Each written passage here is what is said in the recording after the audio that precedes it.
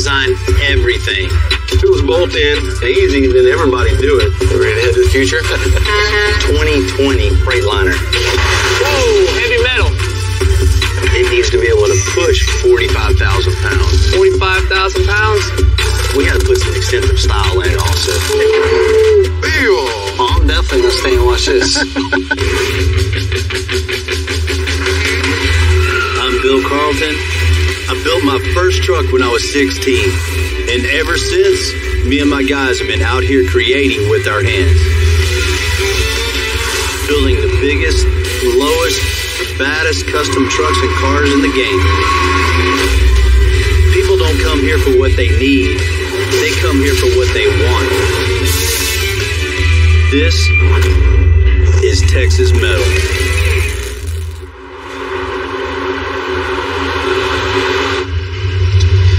See the school right up here on the left? I went there the first year it opened. I was in 8th grade there.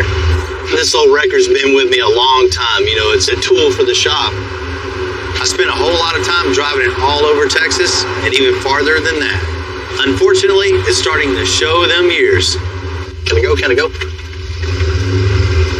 It's time to make a change. And today's the day we're going to do that.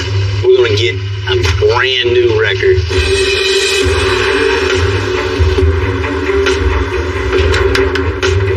My old friends at RPM build customized records. They told me the new record is ready for pickup.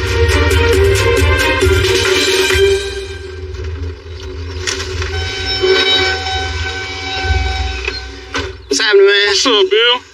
You doing all right? Yeah. I really appreciate you taking this thing on trade for me. We got you. We'll get her fixed up and find a great home for her. Meanwhile, we'll put you in something head to toe under warranty. Man, I can't wait to see this thing. You ready to check it out? I'm ready to check this thing out. Let's see it.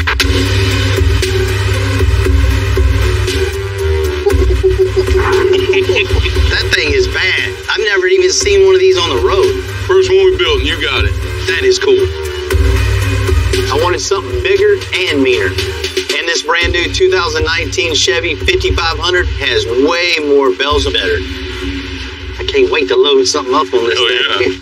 So we got you the 21-foot bed stationary pylon. That stationary pylon so it doesn't move, because we never know what you're going to be doing with it. The new frame that they gave on this 4-door is real low to the ground, so you won't have to throw a lot of boards to get your low-profile cars up there. You know I like it low. Oh, yeah. No, that's right. Brian, that's what I've been needing, man. Something really reliable, and it looks really cool. And I really appreciate that. No problem, Bill. And, man, you take this one, I'm going to take that one. Thank you. I can't wait. It's like Christmas. Like I'm 10 years old again, and Santa just came. I'm always looking for ways we can up our game. And this little upgrade is going to make a big difference.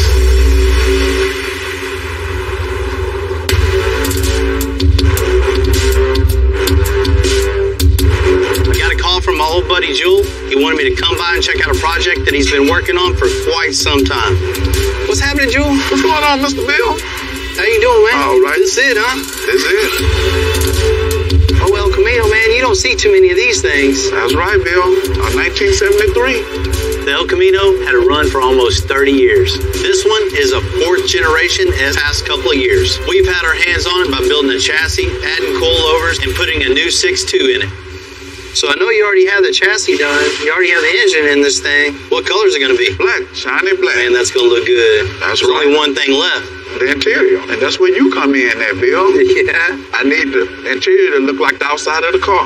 Fabulous. Well, you know we got you on that. The reason I want Bill to do my interior because I like how he custom do everything. So what are you thinking, Jewel? This car's a 1973, man. I want it to look like a 2073. So something totally futuristic. Just get rid of everything that's in here and come up with something totally custom. That's what I'm looking for. On these old bucket seats, you kind of want to stick with something like that. What I need old for. Chunk it. So something just totally unique, totally custom. As far as the dash, we'll come up with something that looks really cool. New cluster that might hold them things in a little better than that. New AC vents. We got to build you a really cool console that flows from the dash all the way back. That's right. Totally free flowing and totally look futuristic. That's what I'm talking about. As far as stereo, I want them to hear me when I'm coming down. so you want something loud looking, you want loud sounding. See, Bill, you know exactly what I'm talking about. This thing's gonna be cool. It's gonna be our first El Camino interior for sure. I'm ready. As soon as they get paint on this, have them drop it off, we'll get this thing. This has been a big project for Jewel. It's been years to get just to this point. And in the end, it's the tiniest details that take this whole thing over the top. Clear? Yeah, we're clear. Coming down.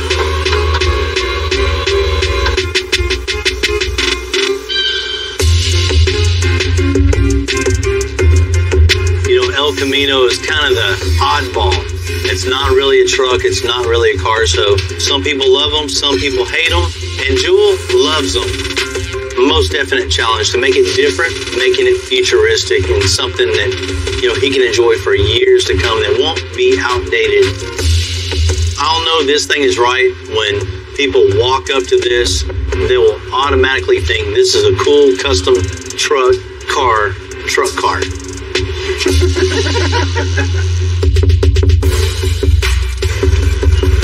Man, I kind of like these El Caminos, man. They're cool, dude. Man, I'm not a fan of them. I mean, come on, make up your mind. Do you want a car or do you want a truck? Pick something.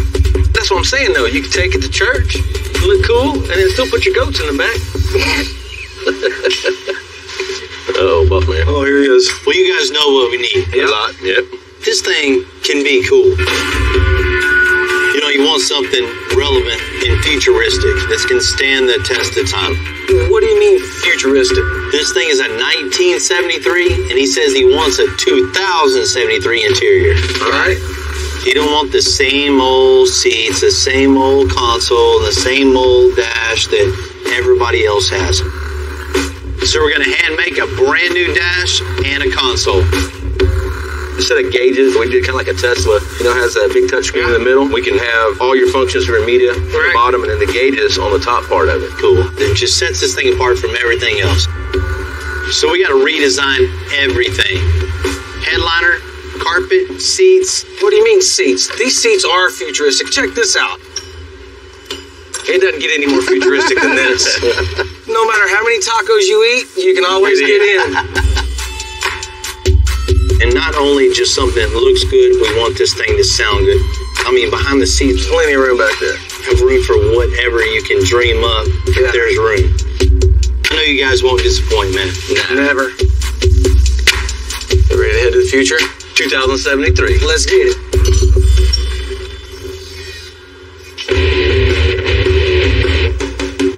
Because it's a complete do-over, Heath and John are going to take this thing all the way down to the bare metal. I'm gonna lean it back. Can you unplug the airbag for me? This old dash is made of plastic. It's just gonna crack and crumble. There's no way we can fix it. So instead of messing with it, we're just gonna rip it out and build something new. So where we're going, we don't need no dash. Because we're making a new dash from scratch, it means a lot of work. But it also means we can do whatever the customer wants. And as hot as it gets down here in Houston, he wants it cold. Real cold. Super cold. Normally, when you do an AC system in an old hot rod like this, you would have a flexible ductwork that's squished in certain areas so it slows it down. We're going to go directly to the evaporator, so it'll have a nice amount of air coming out of there. So what we're going to do is build our own vent system off of this. Basically, I'm making a box which will feed into the vent chamber. I'm going to curve this way so it forces the air that way instead of bouncing around in here. Our other vent's going to force it into a Y pattern. It's going to take the air and disperse it across this whole area straight up. Functionality-wise, I think it's going to be good. It's important that we get this plastic weld on the end. Pull it back and then push it forward, and it makes like a little bridge. Looks almost like a MIG weld. It takes a little longer than glue, but it works well. Real good way of bonding those plastics together. A lot of people, they're afraid to do a dash because it is a big undertaking. You can't be afraid. You can't have any fear. Once I built my first one, I was hooked because it really separates you from the crowd. Nobody will have another vehicle like yours. I've done interiors on cars that have been second, third place cars. And we do an interior with a dash in it, and now it's best to show everywhere it goes. So it's definitely worth it.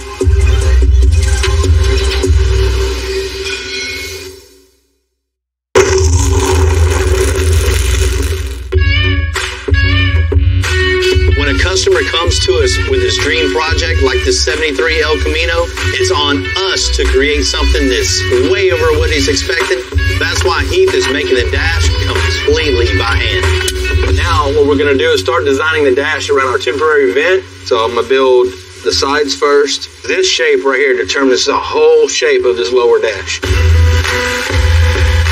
Being that the air vent has got a different arc in the lower portion of the dash, these ribs are different all the way down. As they go and move along the dash, each one of these fits like I want to.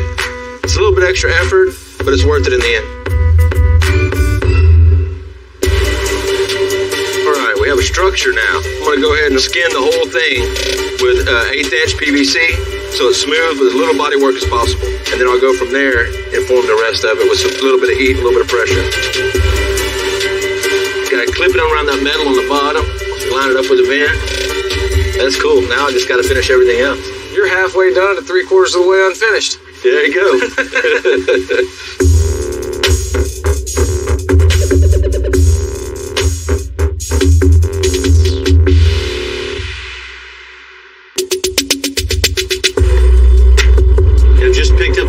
Running it back to the shop.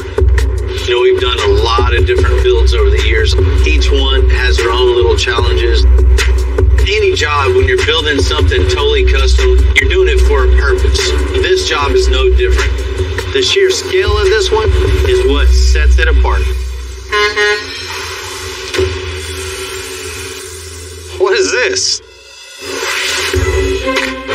This thing is a 2020 Freightliner. 37,500 pounds empty. Damn. Right back over. The city has these wreckers well equipped to pull the biggest vehicles out of any jam. There's one problem with this that hadn't been addressed. It needs to be able to push 45,000, 50,000 pounds, off the road. That's not going to do it. Definitely not going to do it. So we need to make a push bumper for the front and not just regular old heavy-duty bumper with some rubber pads. We got to put some extensive style in it also. It's got to be a custom bumper to be able to handle all that weight. And this big, massive wrecker can do anything, but once we address the front end and it can push, it'll be able to do everything. Correct. I'll get the gate.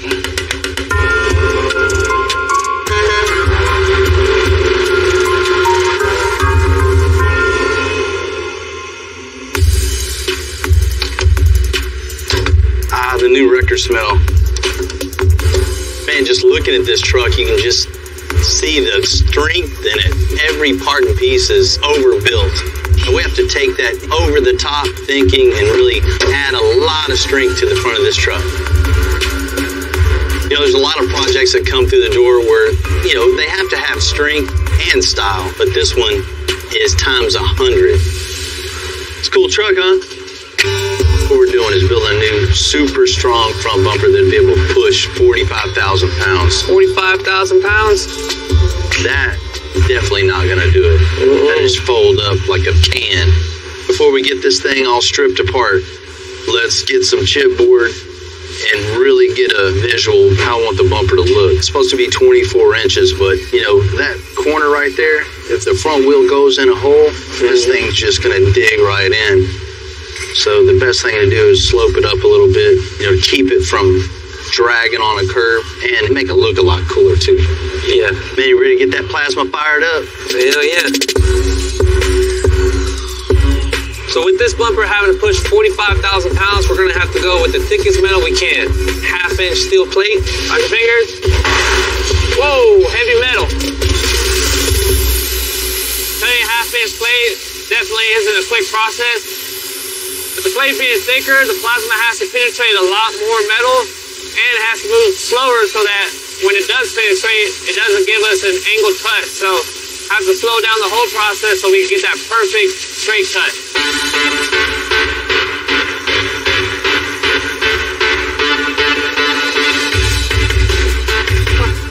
Now just take it off the table, clean it up, see how it looks. Really did a great job burning this out. 1/2 inch plate, super strong. This is exactly what this thing needs to be able to push the weight it needs to push. The next thing we need to tackle is the bumper brackets. we're going to weld this bracket right to the back side of this plate here. Basically, it's going to tie to the front of the truck here and bolt to these bolts here. Then we're going to bend a 90 on it. That's where the strength needs to be to get out here on the side. So it's really critical to build a bracket that's really strong, coming all the way out pretty much to the end of the bumper.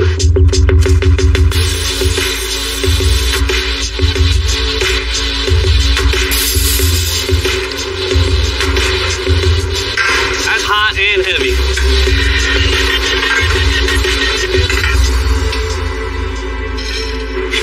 Got it? Yeah. You ready to bend it? Let's bend it. We're going to bend this at 1 3/4 inches. It's going to have a lip on it. That's going to give us our side load. Let me slide it down this way a little bit. We've never bent the 1/2 inch on this machine before, so okay. Hopefully our brake. Well, that ain't going to work.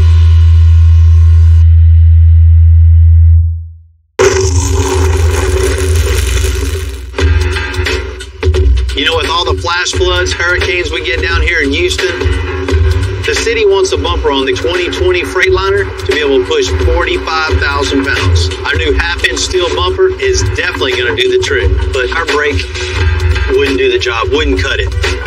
In this case, wouldn't bend it. Luckily, I got a guy right around the corner in the neighborhood. He's got a big enough press to get this job done, and that's where I'm heading right now. Casey, what's up, man? Not much. How are you? Man, I'm doing good, but I got a little problem. What you got? I got a piece of 1/2 inch plate, 6 feet long. My brake just isn't cutting it. 1/2 inch. Come on now. Can you help me out? Let's take a look. I know this is nothing for you, Nothing. man. It's a little baby. We can help you out with this. Piece of cake for us. We do it all the time. We have a 1,000-ton press brake, so that's 1,000 tons of pressure coming down, so they can definitely bend some steel. So from this line out, I needed 2 1/4. That's why it's at Different tip? Yeah. All right. Let's set it up and see what she does. Compared to the steel that Casey bends from day to day, this bracket is tiny. So with this machine, they're going to just make sure they get the right angle. Hey. This thing bent that like butter. Then now you go like this. Perfect. Look at it. Man, that's on the money right there. Appreciate that. Thank you, man. This is exactly what we need. It's a perfect 90 degrees. Once we get this on the bumper, it's going to be able to push whatever's in front of it. You better look out. Don't get in its way.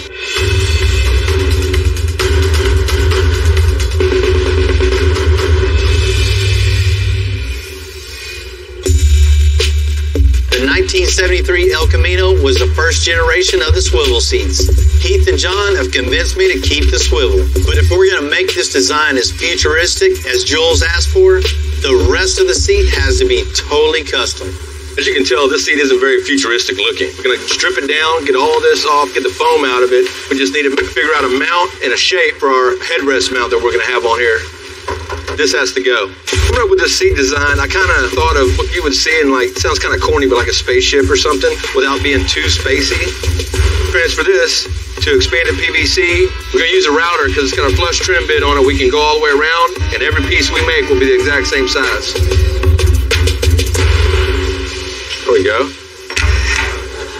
Looking pretty good. We're going to set it in the car, see what it looks like. So far, I like it. And now we just got to get the foam looking futuristic like the rest of the seat. It's going to look cool. What we're using for this seat is a high-density foam that lets us get a good hard line for our shapes and the design that we're going after. Even though I'm not a huge fan of El Caminos, in all honesty, it just makes me want to take this one over the top even more, so even I love it. Take some PVC, heat mold that into place. We're going to use a weighted sandbag here once it's all nice and hot. You mean this? Yeah, go for it. It'll mold and bend in the way we want to, kind of contour to the seat. That way the sandbag gets its hands burnt and not me. The cool thing about doing things custom is you know that no one else is going to have it. It's going to be one of a kind. I like the creative aspect of it and actually making something out of my mind. I tried sitting down at a desk one time. It didn't work out for me. I could not do it. Cool. Then we'll be ready to wrap it. All right, that bad boy's clean, so.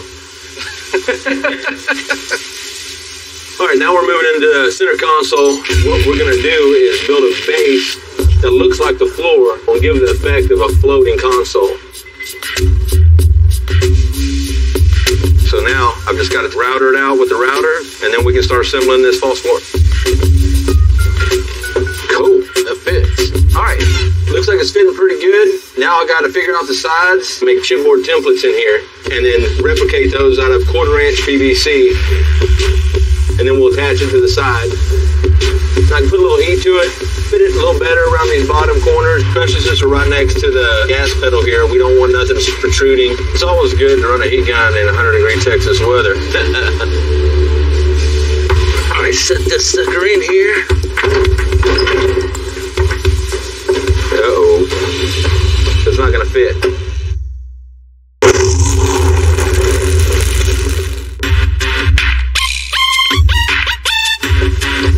That's not gonna work. Even though we're building a custom one-of-one interior on this 73 El Camino, it's definitely not a blank slate. Because we got to build in the confines of the original design of the most creativity happens. Well, as you can see, this thing isn't gonna swivel. It's too wide here, too tall. We're gonna have to modify this console. So, looks like I got work to do. Doing custom stuff like this, there's always something, man. So, you can't let it get to you. If it was bolt in and easy, then everybody do it. So, it ain't easy being cool. We barely clear, but we clear. Now we can make some plastic. Being that there's 3 layers, we have to bend it and then stack and then bend it and stack and bend it and stack. When you heat it, the molecules expand, which is going to push it down. First piece, heat it, bend it, attach it. Second piece, plastic. Heat it, bend it, attach it. Our third piece, heat it, bend it, attach it. Got all that cut out. Grind these corners like I want. Now you can see all 3 pieces line up. It's going to give a nice, cool effect, man. Still got some detail work to do, but it looks awesome.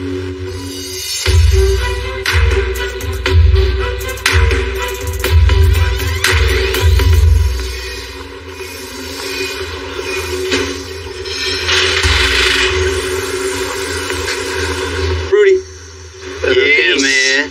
See what we got. Think it's gonna fit? Yeah. Rudy's done an awesome job getting these half-inch steel pieces ready. Now we can tack them on the truck. Okay, next piece, we got our upper bumper bracket. Poke 2 holes in this. We'll be able to bolt that sucker. This really supports the edge of the bumper out here. Look good. It's gonna look good. This thing looks mean. Compared to what it was before, what it is now, night and day. Man, let's sit there and tack it. The placement of the bumper pieces are really important to give it the right form and function. Hey, hold that big flat bar against it. It looks like it's too far in on the top. Here, let's just tack it to it.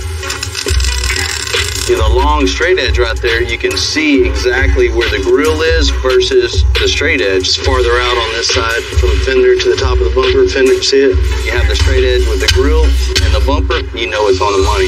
Pulled it a lot, huh? This thing looks good, huh? Looks damn good. Yeah, we got a great start, but right now it just looks like we found a piece of plate 45 the corners and make the wheel opening continue all the way down into the bumper. So from the side, it looks like it fits the truck. That'll work. Let's go with that. All right.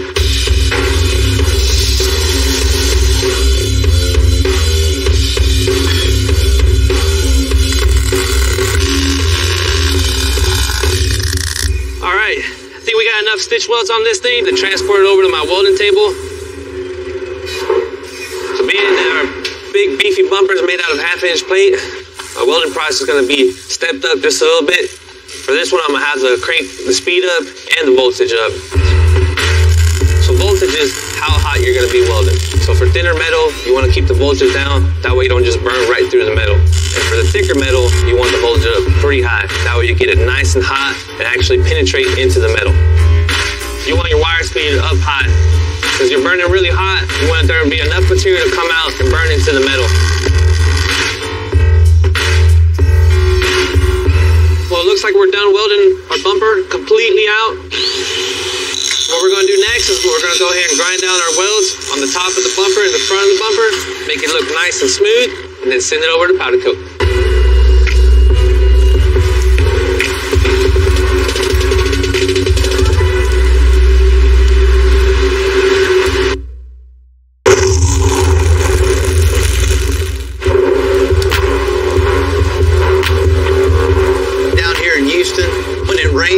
It floods, which is the whole reason for the new bumper for the 2020 Freightliner. Because sometimes the city has to push big rigs out of the way and fast.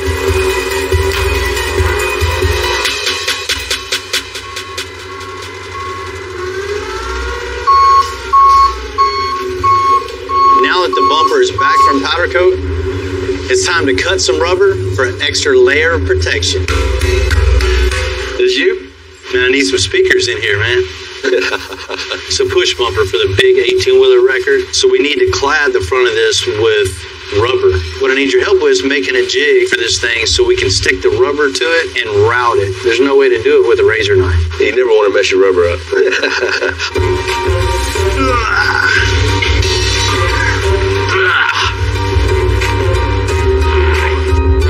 You know, this is definitely one of those steps that nobody ever knows that you do. We're taking the time to make sure all the edges, sure this is right when it leaves and looks as good as it can. Man, let's make it just a little cooler. Maybe 3 lines in here. You know, we'll cut out little windows in this. It won't affect anything when it's pushing, but it'll give us a little more color on the front. If we could just spend a little bit more time to make it a lot better project, man, it makes me sleep better at night. Ooh, oh, thank God it didn't break that.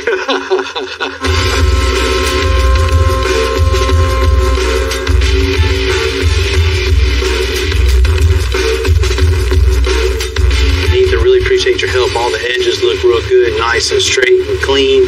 Flip this thing over, put the lights on, and stick it on the truck. Start pushing some stuff over, huh? We gotta test it out with something. Maybe we'll test it out with heat. I don't know if it's that strong.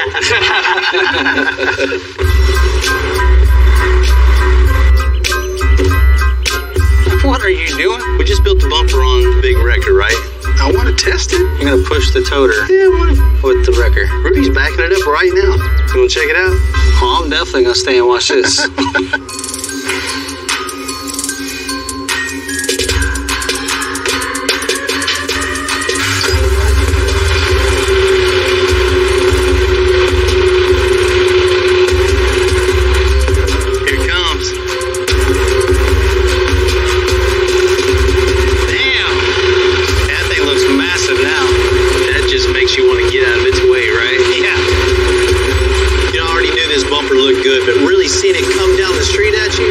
A statement for sure. That thing looks really good. It fits the truck now, like, perfect. Yeah, and this bumper ain't no punk either. That's not 1/4-inch plate. That's 1/2-inch thick. You're definitely not going to bend that one. No. It just fits and flows like it came with the truck. From the engineering to the form to the function to the overall style, the looks, y'all did a real good job. That's the point, right? Look just as good as I do coming down the road. Anybody else hear that dog? From where this thing was, it was just weak. And now, this thing is super strong. And if Timmy's impressed, you know we built something cool. It definitely looks good, fits good. We want to make sure it works good.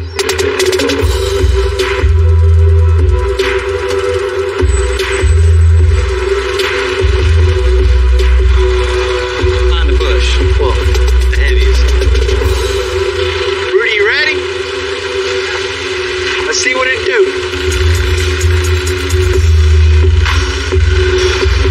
Ain't nothing to it, Rudy. Man, got it, man. And no flex at all. Man, no problem. That's form and function right there.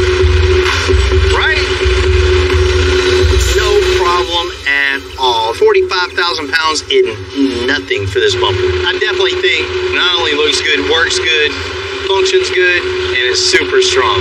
And y'all didn't tear up the toter, huh? Yeah, I know you was worried about that. Before we took on the interior, we've been working with Jewel on this 73 El Camino for a while now. We installed a new LS, and Matt's getting this thing running. Now that we got the motor all in it, I got to finish up a couple little things, and hopefully with some luck, it'll fire right up. This is an LS3 throttle body. We just got it painted to kind of go with the overall appearance, better look.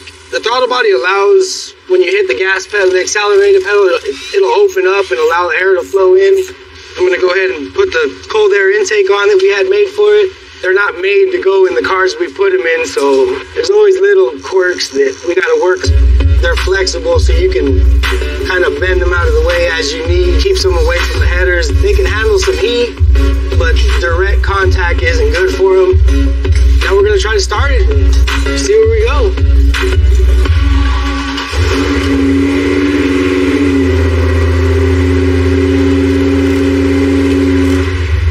Everything's looking good. Motor sounds strong. We're ready to get this thing on the road and see what it can do.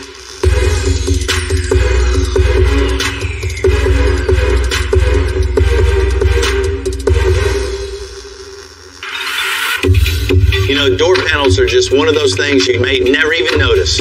When a customer like Jewel says he wants something futuristic, something like no one else has, hand-making custom panels, well, that's everything. What I'm going to do is I'm going to try to scavenge this lower portion of the door panel. The only piece I really need is this top rounded edge. And I can make it myself, but it just saves me a lot of time. Now we've got these taken apart, what we're going to do is we're going to go ahead and start our template process. To get our template, I have to destroy this panel now. This is going to piss off El Camino owners because this is probably a hard panel to find for some people that don't want a custom interior. Now it'll be useless when I cut this pocket out, but it's perfectly useful for me because I need to make a template. So go find another one sometime. You find little tricks that make it go faster. And more important, you make it look like you have it in your head the first time. However, it takes a long time to get to that point. What I'm going to do is a technique called kerfing. Kerfing is a process that allows me to bend the material. And I'm going to put the fiberglass reinforced filler on there, which will hold that shape. Use this piece to kind of mark the bottom of that dash. So when I make my inserts, it's all going to line up and the lines are going to flow correctly. To me, that's one of the biggest things, is that everything lines up, everything flows, it looks like it belongs. It was done correctly with a purpose. Perfect. Our base panel lines up with the base panel of the dash, and our bottom side lines up with the bottom of the dash. That's good. So we just got to duplicate it on the other side. Man, it's going to look really cool.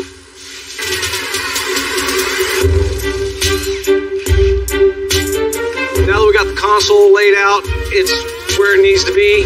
Next thing, and the most important thing we need to do, is put some tunes in this car. I'm going to go with a smaller driver, put it in a ported enclosure. That way I can tune the enclosure, get more bass out of it, and we'll really make something cool in the back of this car. All I want to do now is cut a hole for the woofer and a hole for the port. And just like that, hole in the box. Basically what the port does is it tunes the enclosure, get this sound real nice and crisp and tight and solid. We're going to run with a 14¼ inch port. The longer the port, the lower the tuning frequency. This box is tuned at 32 hertz. Now that we got the port in the box, all I got to do, put a little sealant around the outside. I'll run on the inside with some liquid nails to hold it in place good and solid. This box is finished.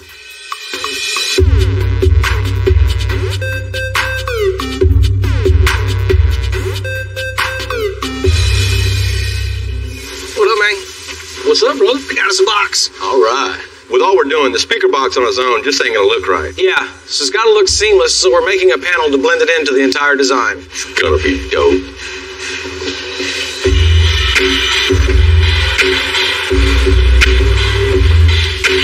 We're trying to get some depth on the box, give it some dimension, instead of just being a square box back here, because we don't want a big block on the side of this thing when you open the door. We want it to be nice and flowing from the doors all the way to the dash. This thing's gonna be cool. The next thing we want to do is start working on the bottom. And I'm gonna kerf it, that way it'll bend and we'll get a nice curve to go back in on itself and get a good shape on this enclosure. Now that we have the curved wood in here, we just need to just get it to fit just right and we'll fiber all it in. The main important thing to me was this transition, making these curves more natural looking, helps it all flow back into the car. We don't want it to end, so we're going to continue it all the way through, make one complete piece of art.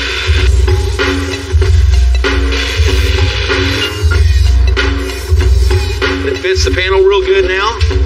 We just got to do some grinding, shaping, body working, and she's ready to wrap. You just made that sound like it was like 10 minutes of work. It is. I ain't doing it.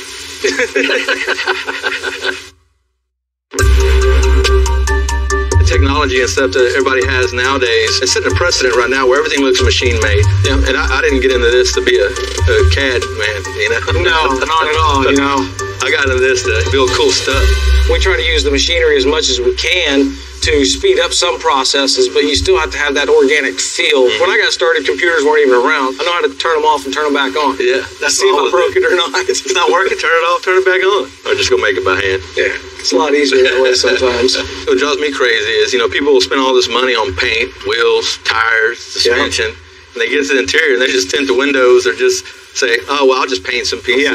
Too many times you walk up to a car and you're like, man, that is nice. And you miss that point. Exactly. That's where you're at in the car. You know what I mean? That's what you see. Spend all your time inside the car. Inside the car. Hopefully, if it's built right, you're not working on it on the outside all the time. You're driving it.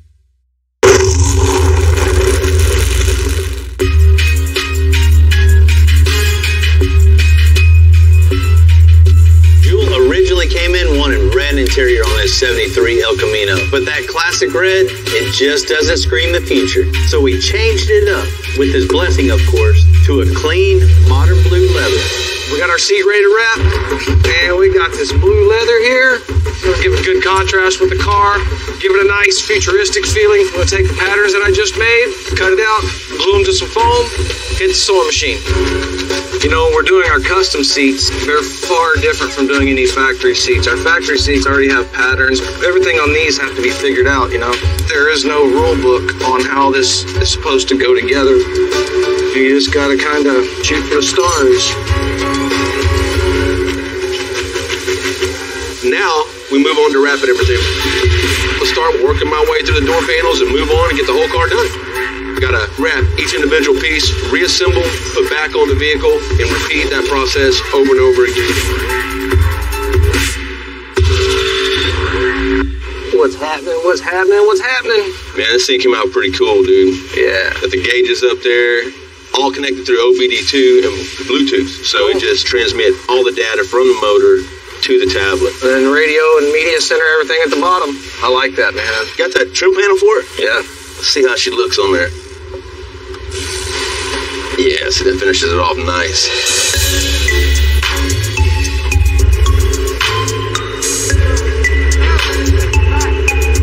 You know, El Caminos have always stood out just for what they are.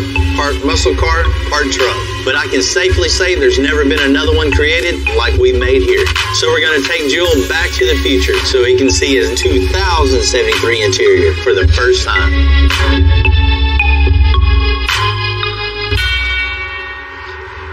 Jewel, what's happening, man? Hey, what's going on, Bill? What do you think about this place? Man, this is a nice place here. You gotta set the tone, right? You wanted something futuristic? You know, what better place to give you this thing back than a DeLorean Motor Company? I can't wait to see it, man. This car I know has been a labor of love for you. You've been waiting on it for a couple of years. We built it in stages for you. We built the chassis, the new LS in it, good brakes. You wanted... I'm tired of hearing you talk about it. I want to see something. I know you're going to be waiting. waiting. See something. Man, let's check this thing out. All right. I know that ain't it, man. That's the same one, man. Bill, that's what I'm talking about. It look mean when it comes to you. It's a presence when it's coming at you, right? Bill, totally different car, man. Totally different car. Ooh, man, look at that steering wheel, he's man. the one that's, you know, created this interior, this thing. Man, ooh, I love you for that, man. I love you, man. Come on, man, give me a hug, man. I love you for that, man. Man, car look real good, man. I'm talking about real good. It can't look no better. You know, when it came in, man, it was rough. It definitely took some time, but it's been a labor of love to really make you something special. When you said 2073, you weren't playing around, Bill. Man, smell brand new. It smells It is brand new. Look at them seats, man. Them seats just make me want to just sit on them. That seat isn't something you can just go buy. These guys shaped every part and piece of this, Man, and then they wrapped I can each hear that seat individual calling piece. my name now, man. That seat is calling my name, man. When it first came in, the dash that was in there just wasn't gonna come from scratch. We handmade everything on this thing. We heated and molded all these pieces to get that futuristic shape. See, you see that big line in the middle of the dash? Yeah. You know what that is? What's that? That's your air vent. When you turn your AC on, it blows a solid line of air right at you all the way across. And y'all done took it to another level. A whole nother level. Oh, man. The seats, the headliner, center console, carpet, everything match. Can't ask for it to be done no better. What you don't see is any gauges in the dash. Yeah. That's where they come up with something really cool. That tablet has all your gauges up top. That lower one down there has your radio. 2073. That's what I'm talking about. 2073. Tell them about the system in it. Yeah, we got a Rockford Fosgate 5 channel in here. 10-inch subwoofer. We put on one side, kind of like they would in the future. You have components in the kick panel, and everything's run off a cool app that works just like a radio, but you got navigation, you got everything. I ain't even seen this in the new cars yet. Yeah. Right? I'm just really impressed with the interior in this. I mean, starting from scratch, building something that's never been seen before, and giving Jules something really that's amazing. You know, shoot, I'm even amazed myself. I can't say enough about, you know, Heath, John, all the guys at the shop. They always step up, putting their heart and soul into. I'm right on up, because I ain't never seen nothing like this. Man, this is everything I can ever want. Come on, man, give me another hug, man. Give me another hug, man. I'm glad you like it, man. And then you throw Earl Campbell's name on top of this, the NFL legend. Nah, there's no pressure there. This is a 1940 F100. How's this thing ride? Like a buck horse? Looking at this frame, there's just no saving it. Just turn it into a full frame makeover. Some things snowball. This is pretty much an avalanche. Check this thing out. Ah, there we go.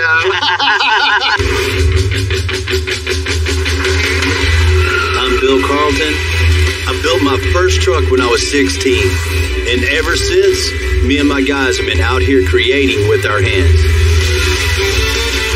Building the biggest, lowest, baddest custom trucks and cars in the game. People don't come here for what they need. They come here for what they want. This is Texas Metal.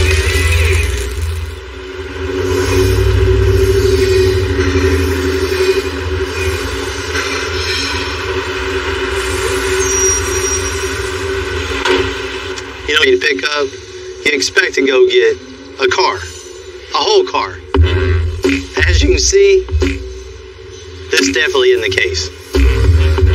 We have a body, frame, and parts.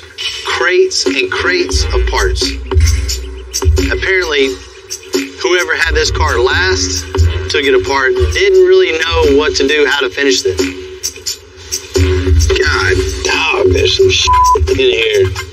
You know, it's not like this project isn't out of our realm, but in a situation like this, you don't know what you got until you really start putting this thing together and seeing what you don't have. You know, a project this size is a lot of work, but no matter what we have to do, it's all going to be worth it, especially for the client we're building for here. Man, you told me you had a 1949 Cadillac. I got boxes of a 1949 Cadillac. Well, Earl Campbell was maybe one of the toughest players I've ever seen. Born and played in Texas, around Houston, he's more than a Hall of Famer. He's a legend. I tell you, I'm here because after I saw Slim Thug, that Cadillac you did, so I better get that 49 on over here. I like the color fields, I like the stands, I like that air suspension on it. And when I get there, this Azul can build my 49 Cadillac. Hey, I was... Ooh, it's hot. I'm gonna use some more. That's plenty. Plenty. Keeping all this together is real critical, especially like on a 49 Cadillac. You don't just find passenger door parts just at your hardware store. You know, most of the time when a car comes in, it's complete. Then you take it apart and you start building. In this case, all the parts are crammed in the car, crammed in boxes, crammed everywhere. We don't know what we're even working with. So first things first, we have to lay it all out and to see where to start with this whole puzzle. This is my first time ever putting a 49 Cadillac together, and we don't even know if all the pieces are there. So that's what we're figuring out now, how many pieces we're missing, so we can start assembling the car.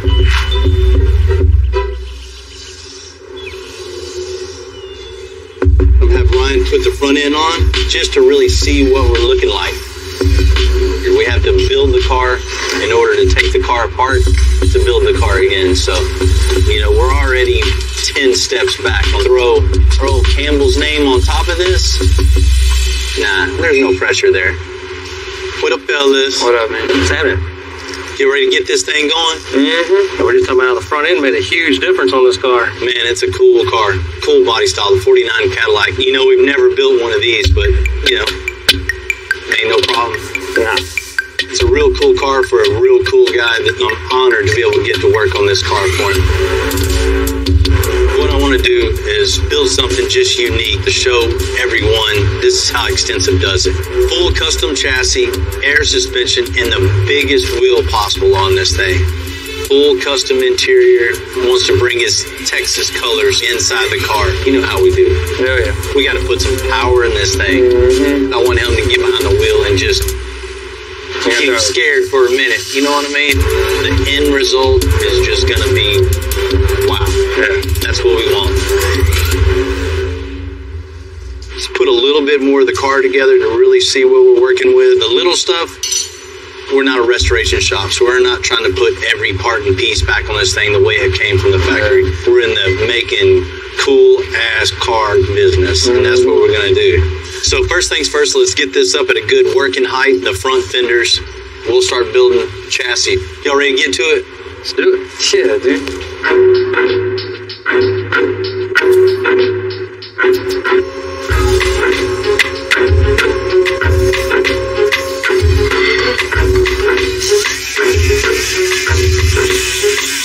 As you can see, I got a nice little rust patch here, same as the other side. I just grinded it just so I can see how much of it was good and what was bad.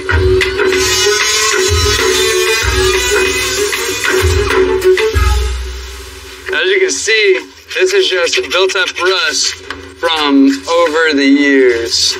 This is where all the water sits, you know? It's everything that runs down the car on the inside and everything. Water has no other where to go. It sits there and it just sits and sits and sits and ends up eating through everything. And this is a common place for rust repair. This, cab corners, anything like that, very typical.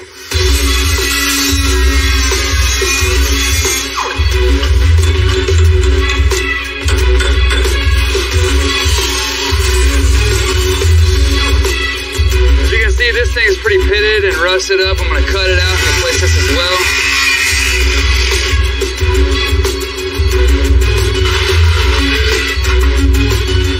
Alright, so I got the old rusty piece cut out, and as you can see how everything is like real pitted and real nasty, and you even got holes here.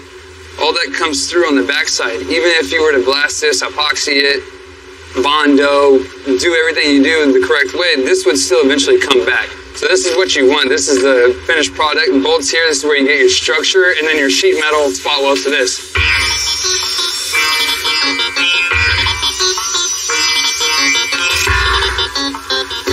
If I put my fender on here, we won't be able to get to that ever again. So I want to paint that now so prevent the rust from ever coming back again. So I'm just going to keep going with this, replace this whole panel here. Just easy to address it and take care of it now. You know, everything that we do over here is going down the line somewhere else, still on the same ground. So, you know, we're all friends here, we're all homies, and I'm not going to give them a bunch of junk that they got to spend hours fixing, you know, when I could have just taken my time, done it right the first time, and give them something that they can work with.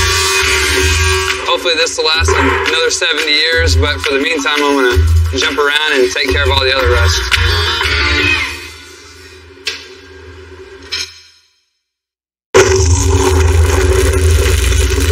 Now that Ryan's fix the body on Earl Campbell's 49 Cadillac, we're designing and making a one-off frame.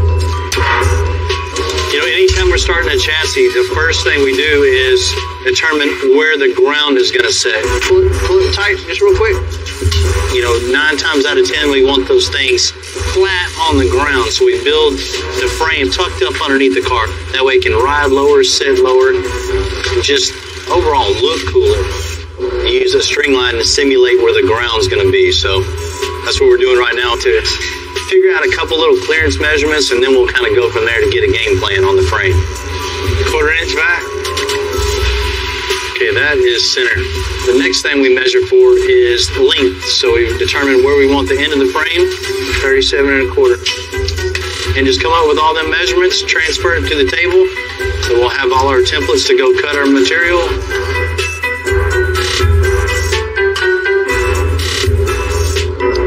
Last little piece there, we're ready to start cutting.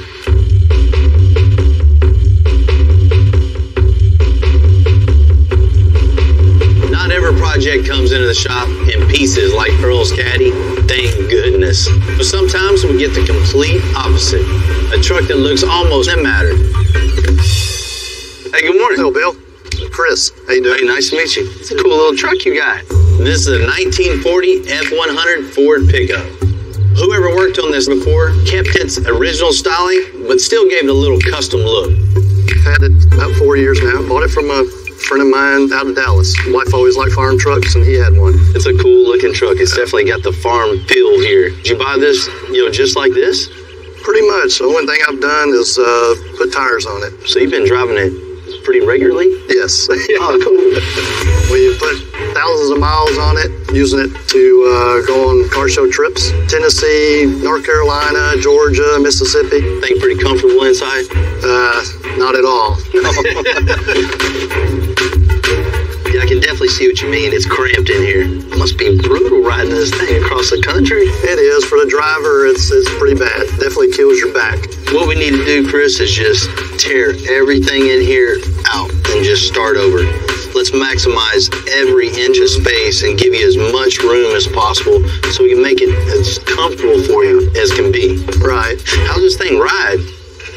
Like a buck horse. So that's a problem too. You and your wife have been traveling, putting yourself through that misery. Oh yeah, yeah. Air suspension on this thing just solve all those issues. Good, that's what we're looking for. Chris, what you got back here? Well, that's a Ford with the heartbeat of a Chevy. What do you got in the hood of this thing? Man, it's an old Chevy 327. Let's check it out. Oh, small block, huh? Yeah. Most people like to keep that secret, but old Chris is proud of it. He likes that Chevy heartbeat in the Ford truck. How's this thing run? Well, it runs okay, but it definitely has a drinking problem. I don't have to change oil, I just add it at every trip. Well, there's a couple ways we can do this. We can just do a little surgery on this thing, freshen it up, or just do a total transplant and just pull this thing out. Just putting a late model LS in this thing, something really dependable with a lot of power, that'd be real cool in it. That'll work. I was thinking about rebuilding this motor, but you might as well just go all the way, replace the motor, and that way it's more dependable, easy ride, and I still have the Ford and the Chevy all in one. Let's go make it happen. All right.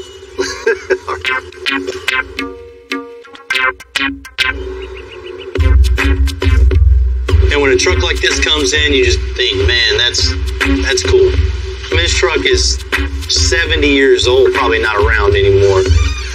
Man, it's really cool to get this in and keep people interested in vehicles like this and being able to put our own spin on it to even make it even cooler for the next generation to see and, and interest them. Chris has been in the rules a little bit, putting a Chevy engine in a Ford truck, but there's no rules to custom. You can change stuff, you can add this, add that, do it however you want it. That's the definition of custom. If Chris wants a Chevy engine on the Ford, we're going to give him exactly what he wants and then some.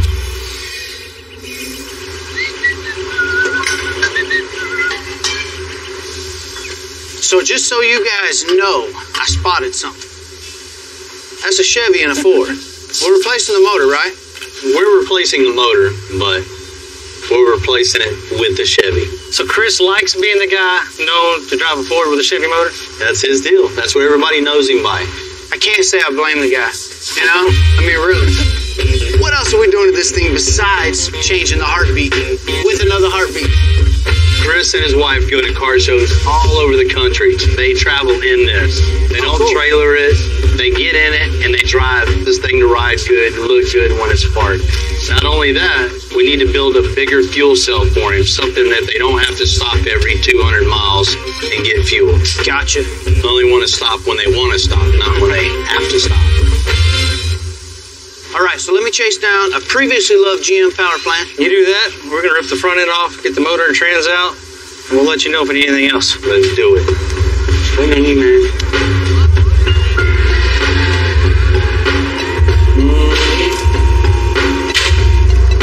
You know, that old suspension didn't age well. Jamie and Ryan are going to cut all that out And make room for that new air suspension, adding a notch on the frame for that rear end. Wow, so no wonder this guy was having a bumpy ride. Looks like they cut the springs and put these little tensioners in there. That's a quick fix. So I actually grew up in a household with my dad. He was in the hot rods, and he's got nothing but old Fords, and every one of them has big block Chevrolets in them. So this is really common for me. This is kind of childhood right here with a Chevrolet motor and a Ford. Pretty familiar. Man, it looks pretty clean under here. Yeah, dude, it's not too bad, actually. See why we want to change this out. It's pretty small. It is pretty small. Yeah. You really don't see those mufflers no more. That's cool that he went his own little route with it. Yeah. Let's tear it all apart, man. Let's do it.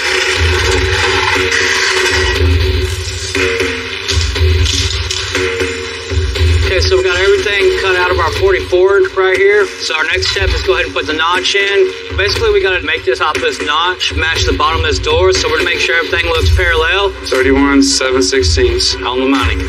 Then go ahead and tack it. Then do the same thing on the other side.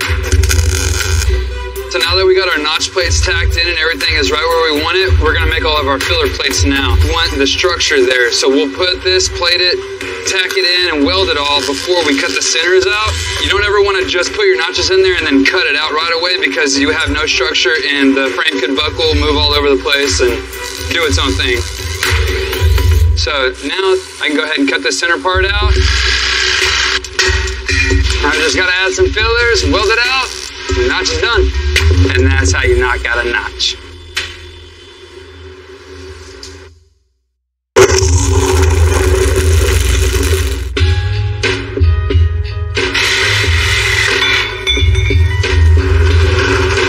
Pulling out the old engine on the 1940 Ford, full front end is, and it's really bad. Man, I've been thinking about which way to go with this, and this just, we can't build around this. Yeah. No matter what we do, this is still going to be here. Yeah. We got to cut all this out of the way.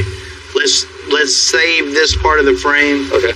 You know, go back in with the filler in here and make it look like it hadn't been touched. Like this part of the frame is brand new. Right. And then we'll start from there. Sounds We'll good. get our new cross member in here. Then we can put our engine in. Everything that we got here is just complete crap. It's bent, it's old, it's poorly fabricated. It's not gonna work with what we're doing. So I'm gonna cut everything out and start from scratch.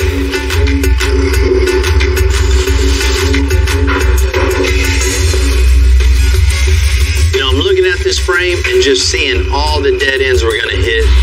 Every roadblock, every step down the way. There's just no saving it. You know, it's going to be best for us just to think totally outside the box and make something a lot better. Rebuilding the front of this frame is definitely going to make it a lot stronger and save us a whole lot of headaches in the future. All right, everything's fit up, looking real good. It's just grind it all up and we'll be ready for our cross member. I need to grind this so I can get a good weld.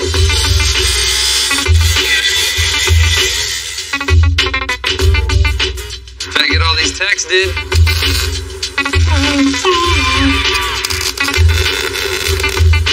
So I got all the welding done. I'm just gonna grind these welds down. Once I'm done, these front horns will look brand new. And then we can move on to the cross member.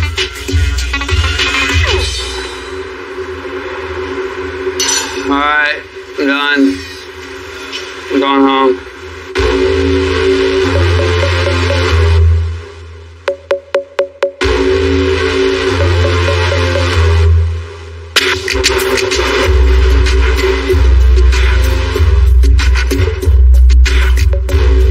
Yeah, when I think of a ground-up build like this 49 Caddy, I think from the ground up.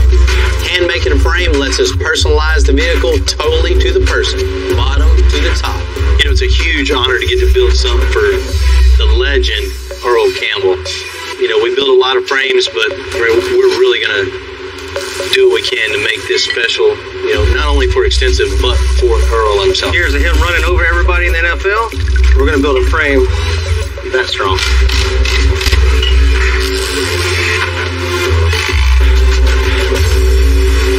Good. Now we have this all tightened down flat against the table. You can see we have a nice little gap in between the tubing. It looks like a bad fit, but you know, my preference is having that 3/16 gap in between each intersection of the tubing. That way we can weld that thing back and forth and not have to have a huge bevel or worry about penetration. Once this is welded, you know it's going to stay there forever. All right.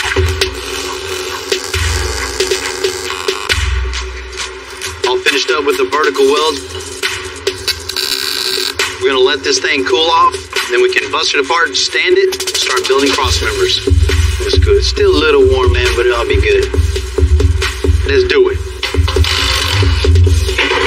Because we make our parts on site, as soon as we think it, we start making it to the exact dimensions we need. You know, that's the total definition of custom. Immediate satisfaction.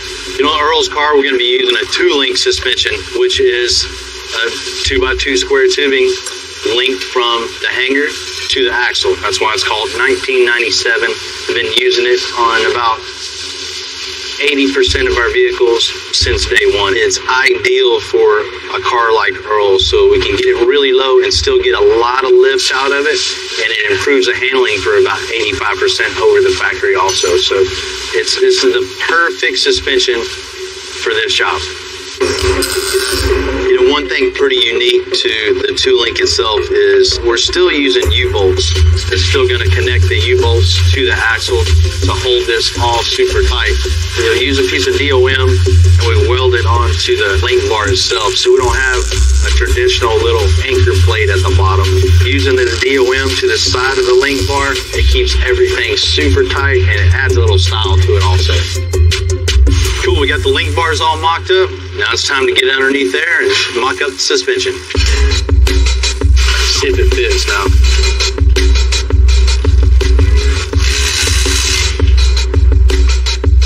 Two links are in. Last little bit is making a cross member to hang the 2 links onto, and that holds the whole rear suspension of the car.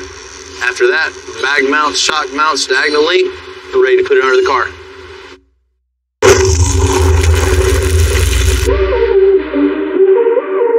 We finished the metalwork on the custom chassis and suspension for the 49 Cadillac. We got the bag mounts in, link bars in, suspension's done other than shocks.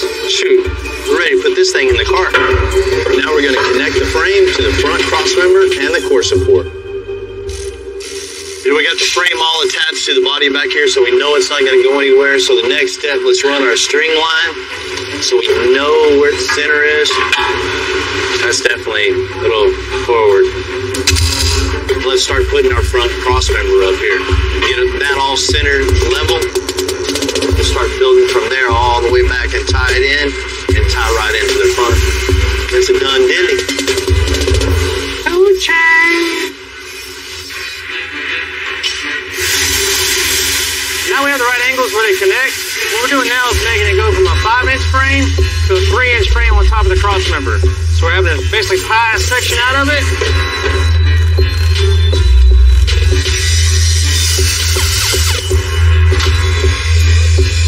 So now what we have here is we have this piece cut down to match the 5-inch frame and the 3-inch frame rail. So what we'll do is we'll put this cap on top. We'll weld the sides to the cross member. Now we have this all tacked into place. We'll finish welding it out. We'll sand it down with the big pad. You'll never know it was cut. It'll transition from a 5-inch frame to a 3-inch frame and fit perfectly on the frame. Step 198 complete. We got the front rails connecting to the cross member. Next step is weld this out. Then step 199 in the frame building process is connecting it to the core support mount part of the frame. So after that's done, frame's 100% complete. Just like the customer asked, we got that new Chevy engine for the 40 Ford. Okay. Because it's a new engine and trans, we just want to make sure this thing fits perfect. Got our engine in place. What should have been a quick air suspension job just turned into a full frame makeover. Cutting out parts and pieces of the frame that should have never been damaged in the first place, building a new cross member, and just slicking the whole frame, making it look brand new.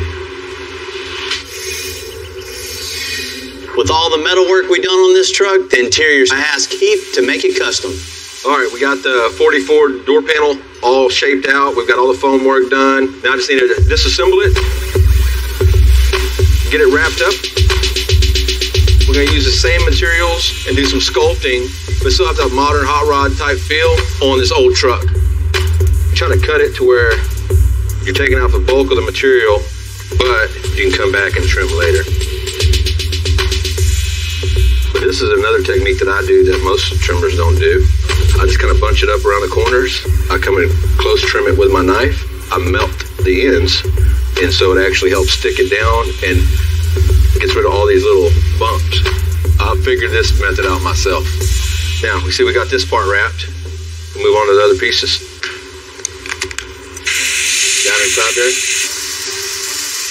Just kind of stick it down, and then I try to manually, just with my hand, kind of tuck it in as much as I can. But then now you take this tool and just slowly run it through. Some people call these a no-sew pleat. I call it a heath roll. You know, it's not like this process is super difficult. It's just paying attention to the details. It's the little things that make a difference. Anything I build, I try to put a lot of little details into.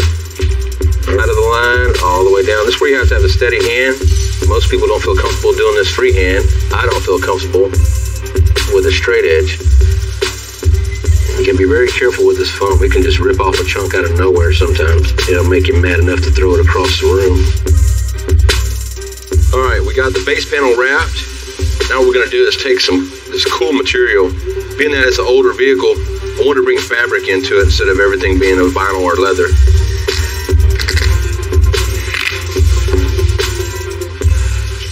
Looks great, man. It came out looking real good. I like the fabric in there, along with the black to tie into the rest of the vehicle. It still has that old school feel to it, but it looks new.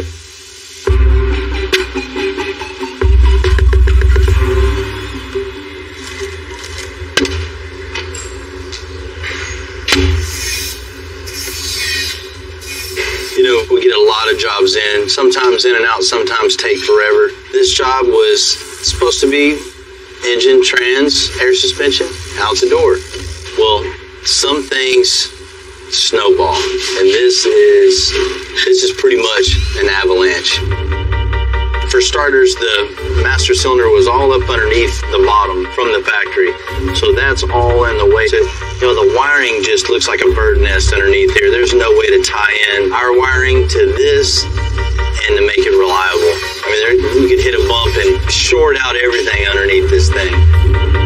There's just problem after problem all in here. So we gotta rip everything out and put everything in brand new.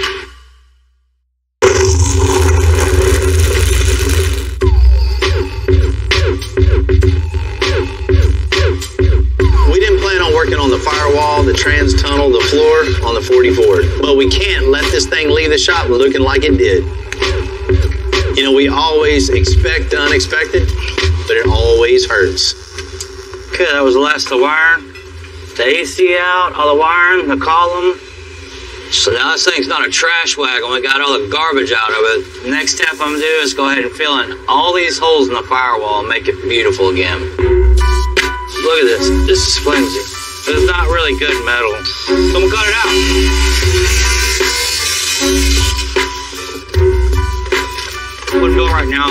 making my rough template.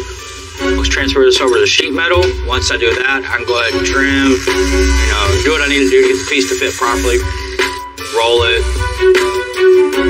fill it in.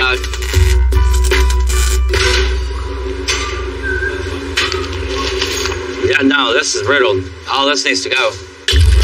Start from scratch, put fillet welds on them. I'm gonna make it nice and clean and smooth. Around these bigger holes, I'm going to make sheet metal fillets. Take care of this, make it look beautiful. We got this nice new motor in here. Make everything nice and clean. All right, so the next step is to do the transmission tunnel. We're gonna try to make this as low as possible and as small as possible. And go over to the shear, to the brake, bend it, and roll it, and twist it, and pinch it, and poke it. Sometimes you gotta dance on that metal. You gotta let it know who the real moneymaker is. The roll is like just dead on the money. So, probably gonna get some cardboard and a marker and make me a template and transfer it here to the tunnel and just start trimming and cutting and trimming. And cutting and trimming some more. Looks nice. Yeah, I gotta do some more cutting. Well, trying to give the benefit of the doubt. Other side looks real good. Got the transmission tunnel tacked into place. What I'm gonna do is just take some sheet metal, fill in this patch back here.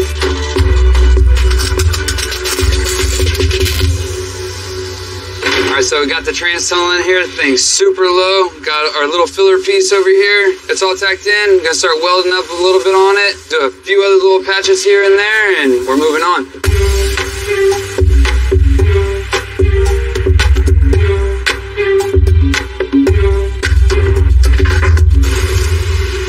How's it looking in here? It's looking all right. Slowly stabbing away at this thing. Man, it looks real good. It's mounted nice. No holes in the floor. I like that. It looks safe now. Yeah.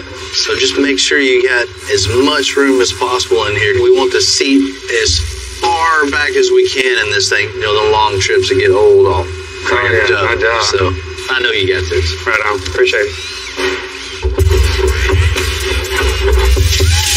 So I gotta scrape all this dynamite out of the way. That way I can get a clean surface so I can weld to.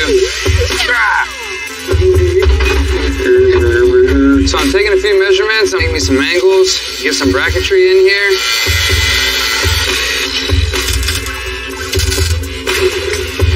Bingo. Money. Watch your retinas. This is just going to connect these two together. All right, so I got the bracketry done. It's braced. Everything's just tacked in for the time being. I'm gonna grab this seat, set it into place, mark out where my studs are, drill some holes, get the seat mounted. Mirror, mirror on the wall. Who is the flyest of them all? Then we can throw some cushions on here and figure out if our leg room is right, if we need to go back any further, or if we need to make any adjustments to the pedals. Put all this tape on here. Man, I'm really liking the feel of this. I think everything is perfect. The height of the steering wheel, the pedals, the leg room, the cushions, the seat, the whole feel of everything just feels way better. If this was my truck, I'd be really pleased with it. It'll work. Being a welder, we can go to China and get a job on a rig in the middle of the ocean. You're not limited. There's no limits to anything. That's what I like about it, man. My grandfather told me one time that if someone else can do it, so can you. Sure. I've always took that with me and always push myself further and further. I want to always step it up some, do something different out of the box. Yeah, that's the cool thing about working here. It's like every day we come in, it's like, oh, I was working on this truck yesterday. Boom, you're over there. We're over on this car now. Everybody's got their own little niche. I pick up things from you. I pick up things from John, or working with Bill side by side. Vice versa. It's a real team. Some people, they wake up every day and they go to that same cookie cutter job, doing the same exact thing every single day, that repetition. And it's just like, That's not for me. That desk job, cubicle, whatever it might be. I like this. I like this is me. I agree.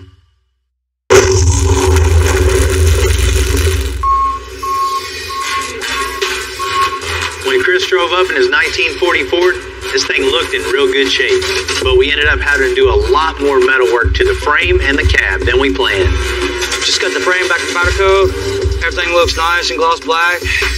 Took a lot of hard work for me and Ryan to get the frame to look like this. Everything looks good. All the welds look good. So now it's time to go ahead and put it all back together. We're almost there. We're painting the dash, color matching the engine. With his million clips. That looks good. Fuel cell, new air suspension, and we definitely couldn't let him drive out missing the wiper blade.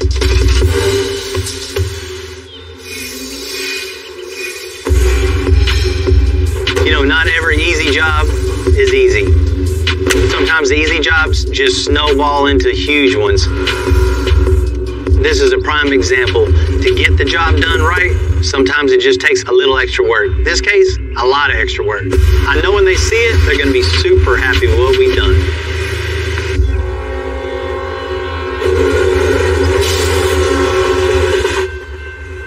Today we're out in Old Town Spring. We're going to give Chris and Deborah their 1940 Ford back. Hey, what a great place, huh? Yeah, it's awesome. Old Town Awesome Spring place. just gives you that old feel that just it just fits the truck, right? Exactly. Perfect. Well, let's check this thing out. I'm going to get Ryan to bring it around right now. Okay. And Oh my gosh, it looks fantastic. like the nailed the ride. Right? Yeah. Sounds perfect. Sounds Yeah. perfect. There we go. There you go, Bill. That's the look I want. I've never seen an old truck do that before. What y'all think? Is it low enough? Can't get much lower than that. That just changes the whole attitude when this thing sits on the ground like that, right? It does. That's the wow factor. You guys want to check out under the hood? Sure. I know you've been waiting on that. Oh, yeah. You pop it, Ryan? Yeah, I get you. You ready for this? Yeah. Whoa, okay. I can put a Chevy in there. As you can see, that old tired 350's gone. It's gone. We have a new late model 6.0 in this thing, so it's got plenty of power. It's efficient, and it looks good. When he opened the hood of that truck, I knew I was getting a new engine, but wow. Truck may be a country girl, but she's got some city slicker shine inside. How'd you get that in there? Right? Right? We pulled the frame completely out and powder coated it. Made all new little brackets. It looks really, really nice from up underneath. And as you can see, brand new air suspension. That's all been powder coated too. It looks gorgeous. Man, it looks gorgeous. We're definitely proud of it. Let's check out the interior. All right. Oh, wow. Oh, man, Bill. That's plush. How to handle a long trip. That is There you beautiful. go. Looks fantastic. Those seats, just scooting them back and recovering them, just wasn't going to cut Right, it. right. So we just ended up stripping the whole interior. There was license plates crammed up in here, all inside, to make patches on top of patches on top of patches on the Oh, my floor. goodness. Wow. So we addressed all that to start with, replacing all the sheet metal. Wow. We got the new center console, repainted the dash, upgraded the very gauges. Got everything is all brand new. It's all brand new. 100% brand new. And of course, you got that other wiper blade on there. Yes, definitely. Had to have that. Thank Right? you. As a passenger, thank you. It's gonna be fun riding. It is. Right. It definitely is. What Bill's done now is just amazing, and definitely something that will last, well, probably our lifetime. Yeah. It's perfect. Perfect. Hope you guys have, many happy years with it. Oh, yeah. I appreciate it. I can tell by the look on their faces, this is definitely what they wanted. They just didn't even know it. With all that extra work involved, it's days like today that really pay off to make a customer a happy customer. They left the back side on Ford with the heartbeat of a Chevy. That's us. That's us. Really appreciate that they took care of this truck like it was their own, and they made it better. They dropped it to the floor. That was just amazing. Can't wait to get it on the road, put some miles on it, and win some trophies at some shows.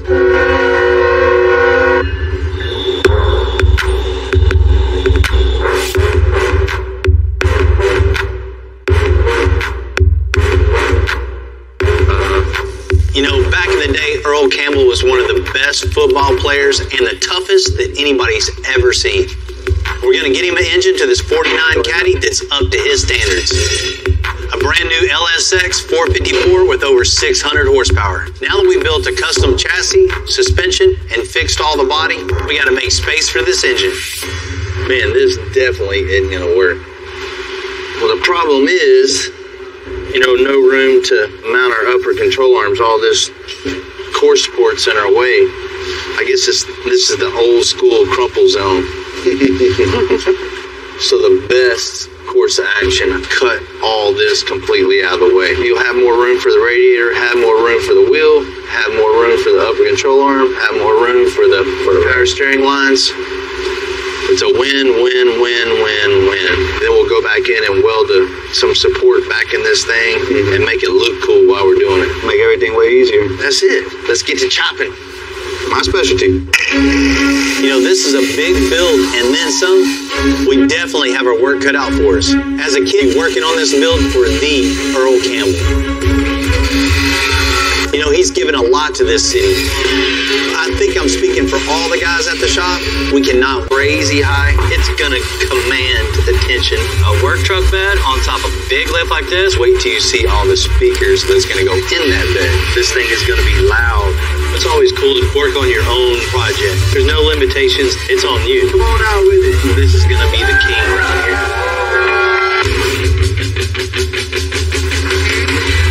I'm Bill Carlton.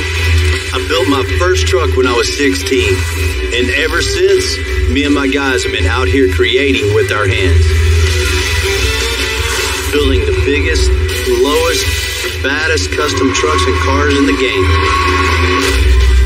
People don't come here for what they need, they come here for what they want. This is Texas Metal.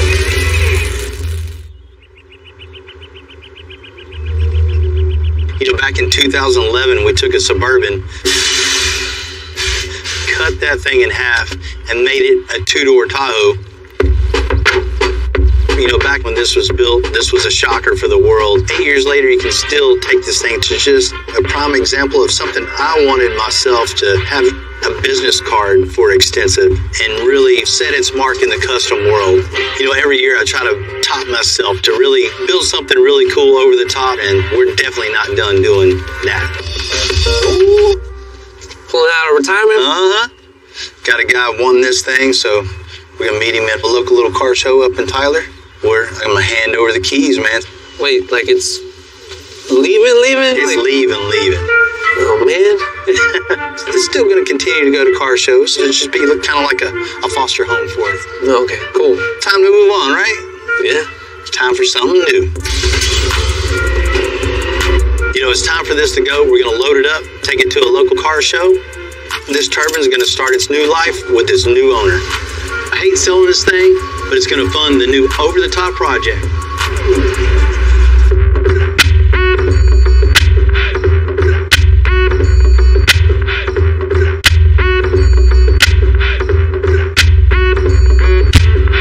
Turkey Drag Car Show, it's always good to get out of the shop, come see what's going on, see some cool cars. Today's kind of bittersweet though. Part of the family's leaving, but it's always nice to get that little check also. Man, All right. you made it? Yes, sir. What do you think, you finally getting to see this thing in person? I've been looking for this truck for 8 years. Yeah. It's amazing.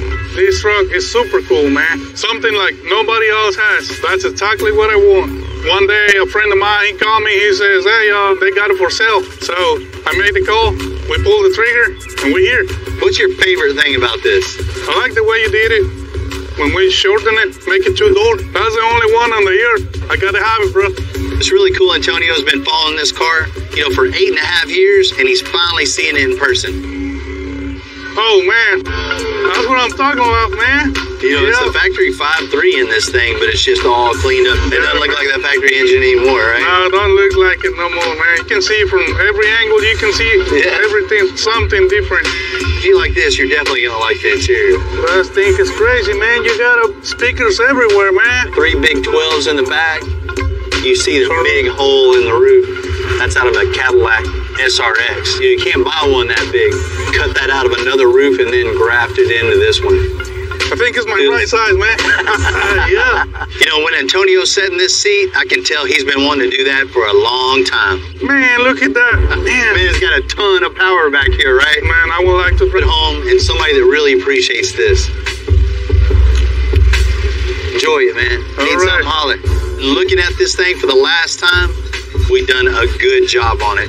I can't thank all my guys enough for all the late nights and hard work, because as you can see in the car show here, it's still holding its weight.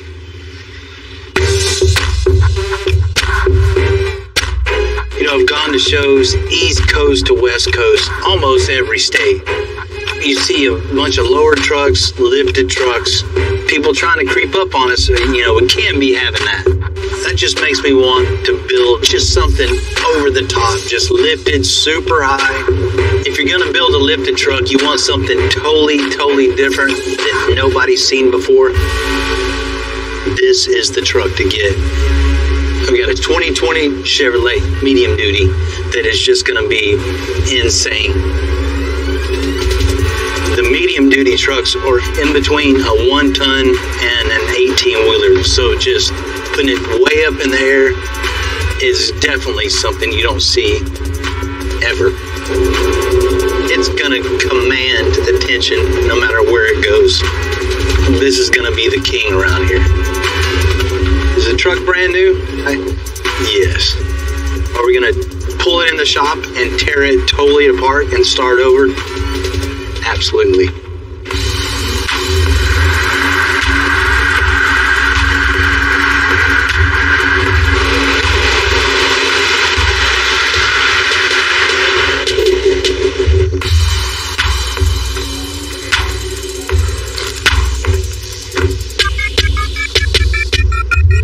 Tire company's gotta love you. What is this, test drive or what? Well, yeah, test drove it. It's my new project. Oh, Lord. You always got to have the bigger, fatter, right? Just the natural progression. Taking a medium duty, putting our spin on it, our style to it, it's just going to put us over the top again. I'm scared to see what you're going to come up with next after this one's that high. But I got you a bay open. Let's go ahead and pull it in there and we'll get it racked up. So you got me a spot? Got you a spot. Let's do it. You know, always before starting a project like this, you always get a little anxious. Just, you can't really wait to get started working on this. I mean, it's still, you know, a passion for all of us. It's the anticipation of getting the thing done, getting it out of the road, and just having a good time with it. It doesn't get any better than that.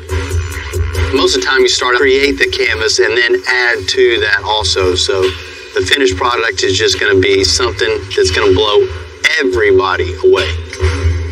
You know, I love being able to prove myself, to prove my team to everybody. Building a lifted truck, that's fun for me. But building a super huge dually truck that's going to end up being, you know, over 12,000 pounds when we're done, super high off the ground, that's just something I got to have in my life.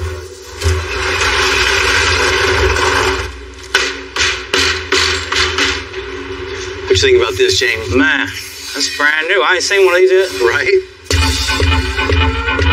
Man, I got some big plans for this. You know, first things first, we're going to get this thing up on the lift, and then we're just going to build a crazy drop-down air suspension with the big shocks. You know, huge 4-link on this thing with the big 1-inch Heims, super thick DOM. I mean, this thing's going to be bulletproof. And you know I got to have some big wheels and tires on this thing. Definitely. I want to keep that dually in the back, too. Raising this thing up, we're not shooting for a specific amount of inches. I want this thing way off the ground. We're just going to lift this thing till it looks right. When it looks right, we'll go a little bit higher. Because this thing's going to be crazy high. You know, look at the steps on this. This definitely isn't going to cut it. So we're going to build some custom run, crawl up in this big old thing. And as far as the bed, you know, I want to do like a utility style bed with the toolboxes and all that. A work truck bed on top of a big lift like this with the air suspension. Yeah, you don't ever see anything like that. I've never seen nothing like that. Wait till you see all the speakers and all the stereo that's going to go in that bed. Oh, man. You know we got to have it loud. You know it's got to be loud. They go by, you're like, man, why? I want that feel of industrialism. Right. You know what I mean? This front end's a little bit too shiny for you. Man, we got to get rid of all that. You know, spray it all black, get rid of the chrome, make this thing cool. We're going to have to step it up in the interior, too. Yeah. You know, leather inside, suede headliner, And this thing doesn't even come with carpet. Of course, we're going to put that in it too. We're going to make the inside just plush as can be. I'm excited. I can't wait. Well, if you can't wait, let's do it. Let's do it. I'm ready.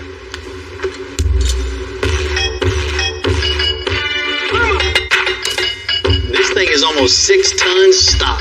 Because this thing is so big, we're going to take a few extra precautions. And Jamie's going to weld some extensions directly to the lift so we can pick this thing up safely. Oh, that's nice.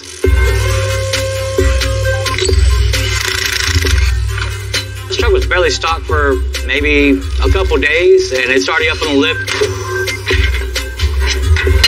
All right, so go ahead and separate the axles from the leaf springs. Go ahead and lift up the frame, then go ahead and pull the leaf springs. We're going to be taking this thing to car shows all over, but it's not just about the trophy. This thing is going to be able to get to work too. So Rudy's going to start burning the hangers and brackets with all 5/16 plate. Being that this is typically just used for work and never lifted, we had to build some extra heavy-duty hangers to support the whole weight of this work truck. If these things aren't strong enough, then our whole four-link system will just collapse and be worthless.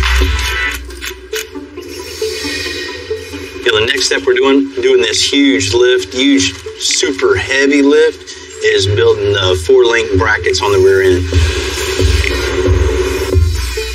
Rudy cut some 5/16 plate. This allows the 4-link to mount from the truck to the rear end and everything pivot. I mean, this is where all the stopping, starting, pulling power is all transferred into these pivot points here. Especially as high as this thing's going to be, all the weight is compounded. So this thing has to be really, really strong. This is a major point of the whole suspension.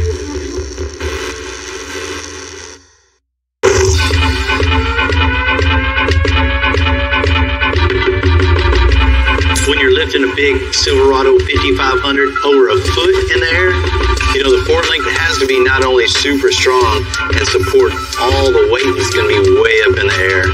You know, it's got to look cool too.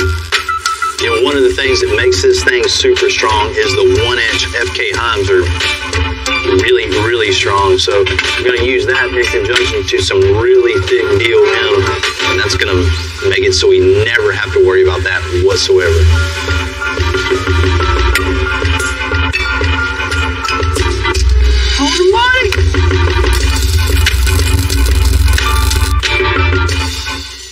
Alright, got my Heims bolted up, all exactly the same, so we're gonna go ahead and bolt this up to the truck and continue with our 4-link. Now we got our 4-link bolted up. These things look beefy. So we can go ahead and start setting up our diagonal link. A diagonal link in a wishbone is always gonna keep your rear end completely centered through all of its range of travel. This sucker right here is gonna make sure that the whole rear end is nice and straight as it travels up and down. I only wish I could say the same thing about my back right now. This thing comes with power steering, but to save a little space, we're going to convert everything into all hydraulic steering. So this big steering gearbox is going to have to go. We're going to get rid of this one and install a new hydraulic steering system. Alright, so you can see our old gearbox is a whole lot bigger than our new one. In this case, looks can be deceiving. This small little guy here is going to do just as much as our big one here. This right here is basically our servo. All it does is transfer all the hydraulic fluid down to our hydraulic pump, which is going to be placed on the axle somewhere. Went ahead and made a brand new mount for our hood strut. That way we don't lose the support for our hood. Alright, we got our servo bolted up, linked up to our steering shaft. Everything looks good. And then the fun part, figuring out where that goes. What we're doing now is mounting the hydraulic cylinder to the axle. We got a rolled piece of pipe that we had laying around the shop, so we're going to make 3 separate pipes to hold the hydraulic cylinder for the steering to mount it right to the axle. I mean, we could use a straight piece of pipe, but it'd look way cooler to have a little style to it and use the rolled pipe and be super strong also. The cylinder where we want, we got the roll tubing connecting the axle to the mount. It looks good. It's super strong and stylish for sure.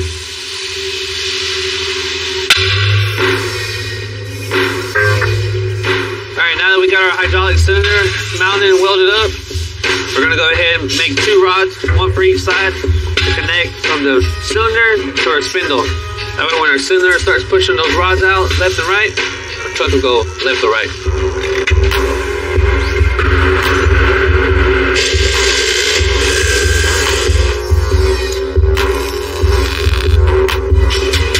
So just to make sure that our new tie rod ends are exactly the same, we're gonna go ahead and jig up the first one I just welded up. That way my second one will bolt up just exactly like the first one.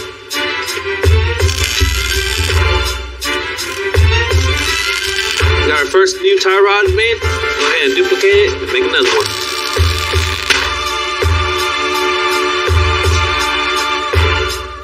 Tie rods are in, as you can see. As our cylinder pushes in and out, it's gonna steer our truck left and right.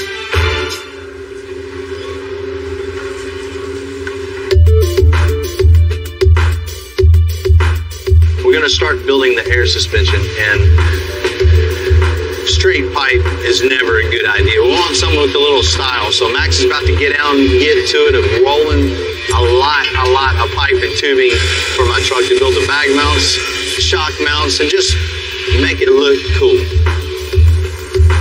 We're gonna do things a little different this time. Instead of putting the lower bag mounts in place and then building down to the axle, I think what we'll do is take the lower bag mount off, build it on the table. I won't have to keep crawling under here and throwing my back out every time I get in here. Right. I got that. We can just simulate the axle with a piece of pipe on the table and build our pipe all to that. So we're gonna make all of our pieces fit in a little square here. You got it? I know you do.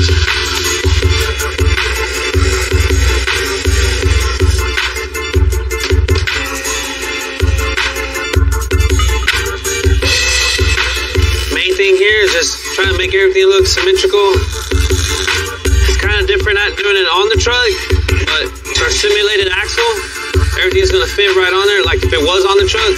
It's gonna save my back and my knees and lots of time. All right, we got all these welded up. Now we go slap these on the truck. Heck yeah, Rudy. That's gonna work good. Let's get the other side on, and then we'll put our straight edge across here and clamp it. And that, instead of trying to spend the time to level everything, you know it's 100% perfect. Weld that sucker out, and then we'll move to the uppers. Hey, that's a great idea. Oh, thank you, buddy.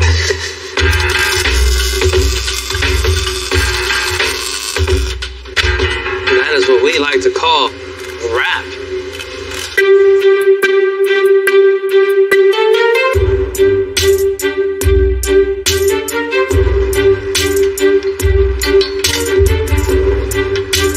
Some big old shocks.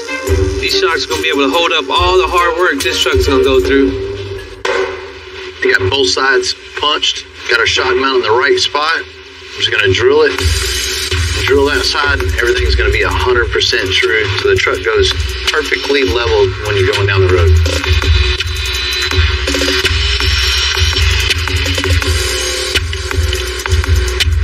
I don't know if you noticed it. There's a sign over there. Do not drill or weld spring.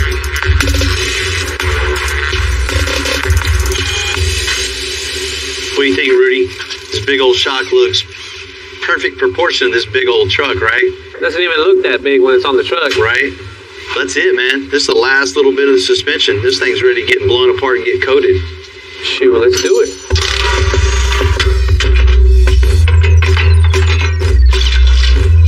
You know, it's always good to be in this part of the process, you know, having all the fabrication done, all the figuring out is done. You know, all the mental anguish is over. Every part of the process from now on is just improvements. You know, it's about to be the payoff for all the hard work.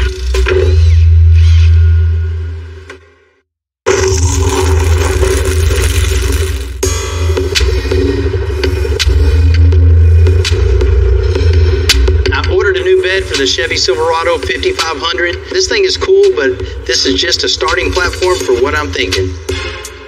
You know, it's always cool to be able, work on your own project. There's no limitations. There's nobody telling you, what to do, what they want. There's no restrictions whatsoever. Whatever you can think of, whatever you can dream of, it's on you. Yeah, but this much more. Just forward.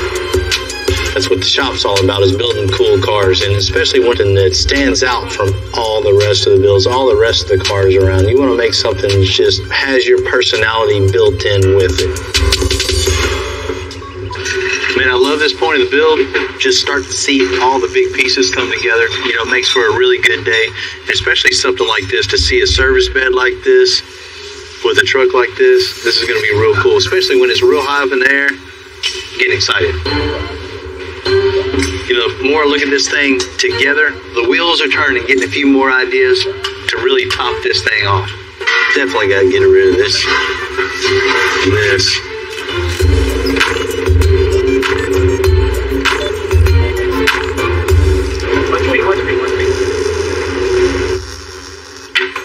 He just can't leave well enough alone, can he? Man, this is the point. This isn't well enough. I just love this truck, how everything's looking, but the trailer lights in this thing just kill it.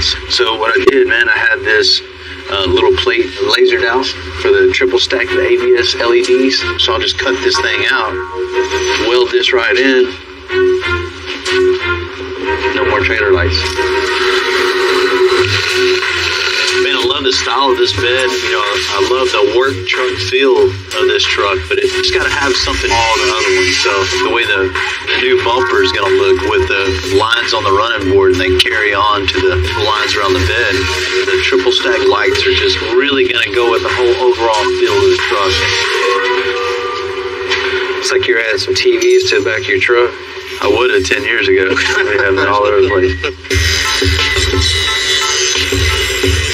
Tim's grinding down the light panel we made. He's giving it a little bit of bevel all the way around it. So when we weld the light panel into the bed, I'll bevel this a little also.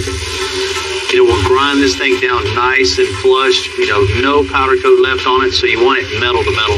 Nice weld, nice grind, and very little body filler. This thing's going to look super smooth. These lights are going to go in from the back side. This is the bucket that holds the LEDs. So to make a stud on here to hold these buckets, I'm going to drill it all the way through. Then I'll take a bolt and cut the head off.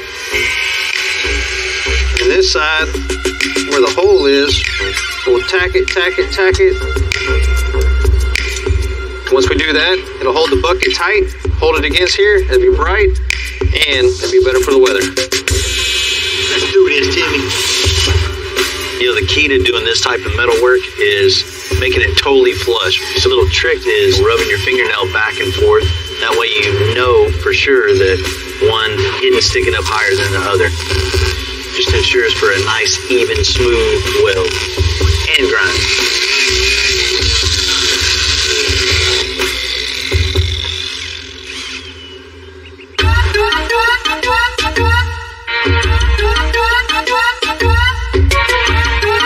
Lifted suspension back from powder coat, and I'm really happy we went with gold. I don't know, it came out pretty good. It looks good. It looks like something you go buy at the store, right? Yeah.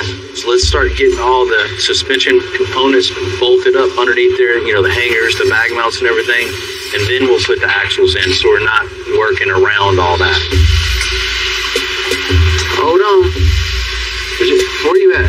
I need to come over right here. Okay, look. Let it touch the frame a minute. I ain't enough. Gotta open more. That's 33 3/4. This is 34 1/4 now. Got a long way to go. So what we're doing is overspreading this so we can install it and not scratch our frame up. Like the welding process, the heat makes everything distort a little bit and move and wander around. So we're overspreading it, putting up in place so we can put the bolts in. It's going to cinch it all up super tight. We're good to go. See, just little tricks like that make all the difference in the world. Nice and tight, looking right.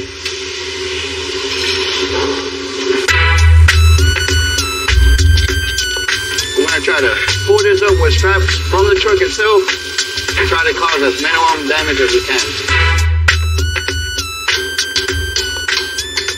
When you're building these things, People think this is decorative, but really it's not. Each pipe displaces the weight on the bag mount. If you had 1, it'd try to teeter-totter. 2 would rock the other way. 4 makes it solid. So the more you can get, just the better, the beefier it's gonna hold up. And this being a 1.5 ton, you're gonna need all the bag mount, all the support you can get. Now you can see this just completes the whole big, massive, heavy look of the truck we're going for. Just in your face, massive.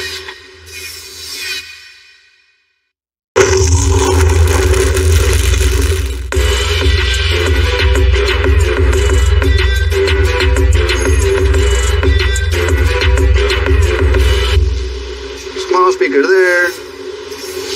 Another small speaker there. Lifting a brand new Silverado 5500 is definitely going to turn heads. But I also want to make this thing really loud. So John's going to customize the headache rack with a pair of handmade speaker pods, just like you'd see on a wakeboard boat. We're going to use these speakers as a chipboard and arrange it up here and see how it looks the best. And once it looks good, we'll make it out of metal. I think we'll put a couple bends in it. Give it some character. We'll cut this faceplate out, and then we're gonna end up connecting this to the headache rack with a bunch of little pieces to give it that wakeboard style setup. We'll get this template off of here, go trace it on some metal, and cut it out. Doing custom work like this is always fun. I'm so used to doing, suspension work and metal work, but when it comes to doing metal work outside the box, it's always fun to do something different. Now I got the outside shape cut out. What I'm gonna do is mark 1.25 inches all the way around, and I'm gonna cut that out, and it's gonna leave me 1.25 inches flange to go mount up on the headache rack. And I did a radius here where the speaker's gonna be at. Change it up a little bit. Now all these straight lines were easy because I just, run a torch along a straight edge. It's all about finding a right spot to hold this torch and just pivot it around. Keep it steady. Stumble a little bit, the torch is gonna move, and I'm gonna mess this piece up. I'm gonna start all over. That's how you get it done. I'm gonna draw me some lines where I know to set this up in the metal brake and give it a little break here and there to give it that crazy shape that we're looking for. Now we got a little personality to this.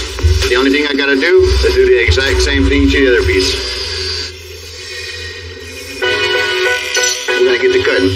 We're gonna remove all of this out of there. We don't need it. It's gonna give us a much cleaner look without it. I'm free. No more locked doors. Now it's time to clean this up. Take some of this paint off so we can tack our new pieces on. That way we get these cool tower speakers built on this headache rack. We got everything grinded and sanded down nice and clean. Now we can see what we gotta work with. What I'm gonna do now is tack me a couple pieces from here to the headache rack, and then we're gonna start building our plates off of that. Now I got the frames all on there. Now it's time to fit the speakers inside the frame to see how they fit all in there. This is looking really cool. Imagine this going down the road, music blaring.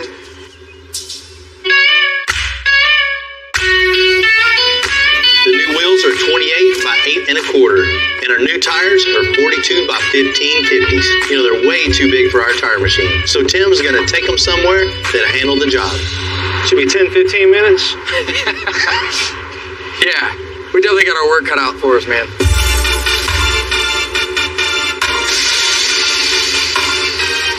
It's on there. Phase 1.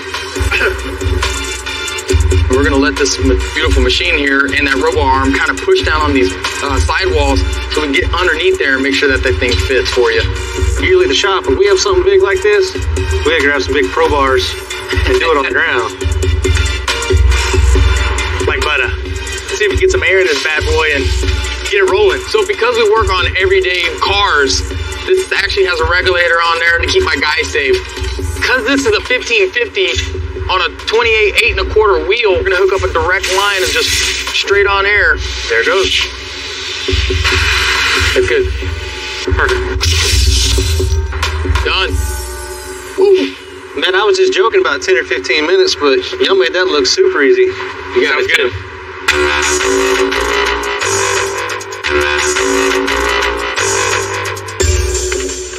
What's up, man? That's looking good, man. Yeah, once that grill's in there, man, it's gonna look really good. We definitely want to take our time to make it right. You know, get the angles right. You want to look at it wherever you're at it. You want it to look cool. Coolness from every angle. Right.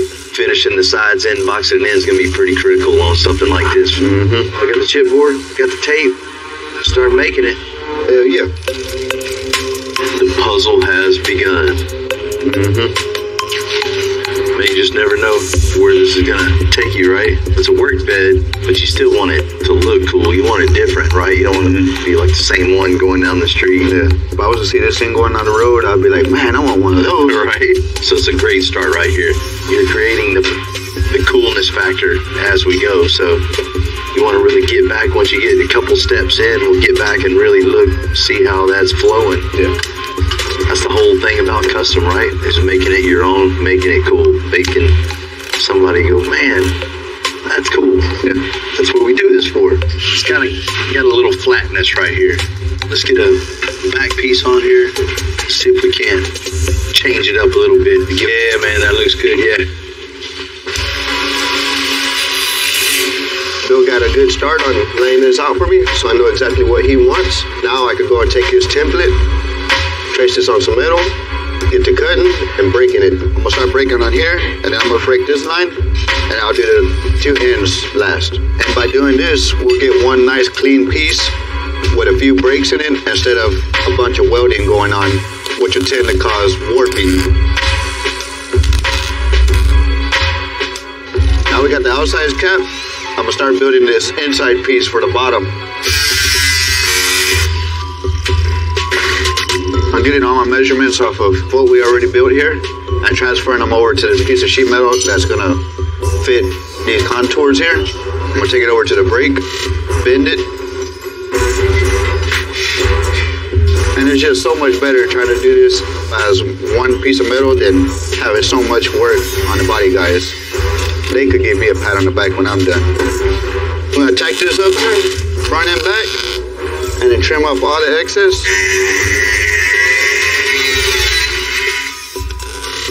Now we got the bottom panel in, we can continue over the top, connect the two.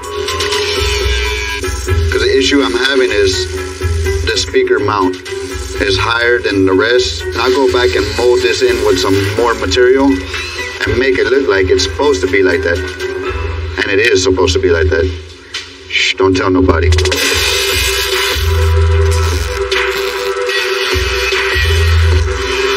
that all molded up and make it look good. This is one of those things that had to be done for clearance issues, but at the same time of just notching it out, we could also make it look cool. Man, John, this thing looks so good. That's something you definitely don't see every day, right? Right, definitely. This thing is going to be loud.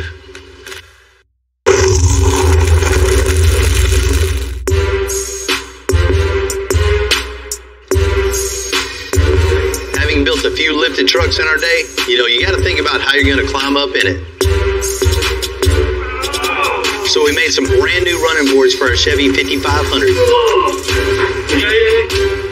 We got the truck over on the 4-post lift. It's way easier to work on this thing, perfect height, just the height you're working at, and no post in the way.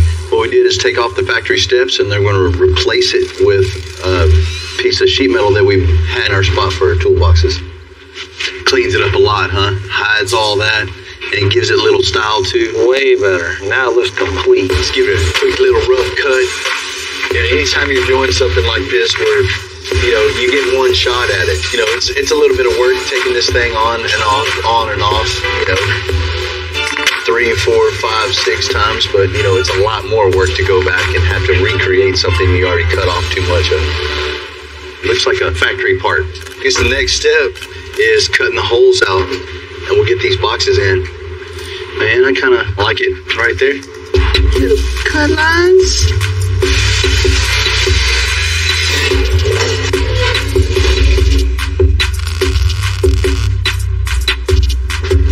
That looks way better, huh? No more flatness, gives us some depth, and it's useful.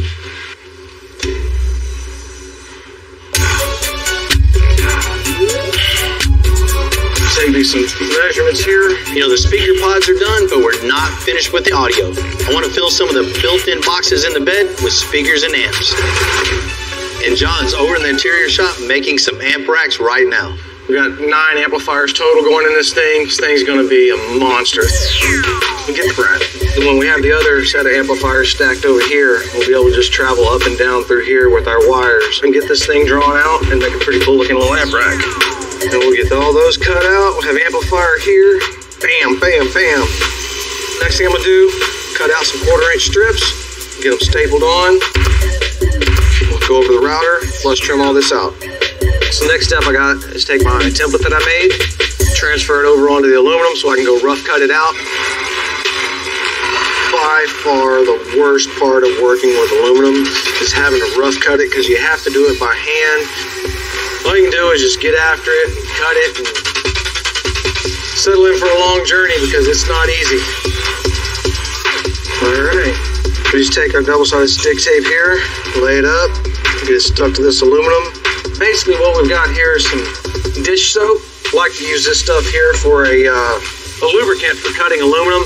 If you mess up cutting it, there's no fixing it. You just throw it away and start all over, and that's never fun for anybody. I've watched guys lose their jobs over scrapping parts. Not something I want to do. Alright, pull these apart. Alright, clean this off. Go over to Jesse, get him to...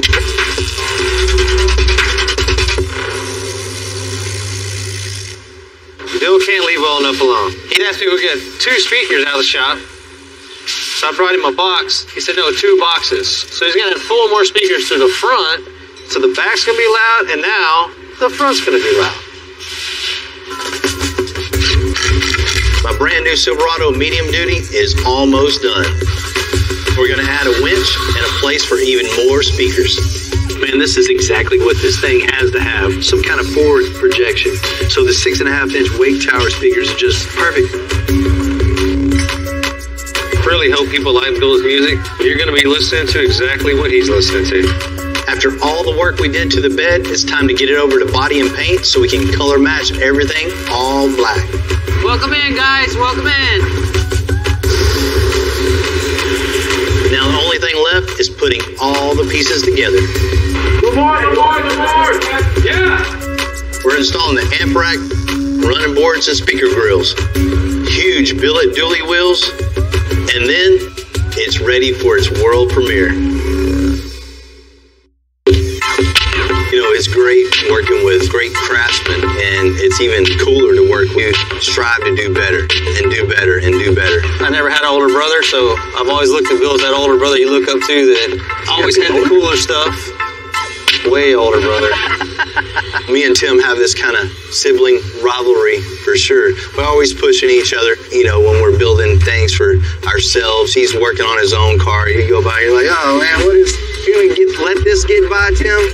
I don't let him get by with stuff he would, you know, try to do on his truck, and him the same with me. We have a competition with each other, but we want the best for his, best for mine. End of the day, we're still putting extensive on both of them. So he and I do push each other to go to the max because it's us against everybody, not just him against me. You know, we're trying to set the bar on the whole car industry.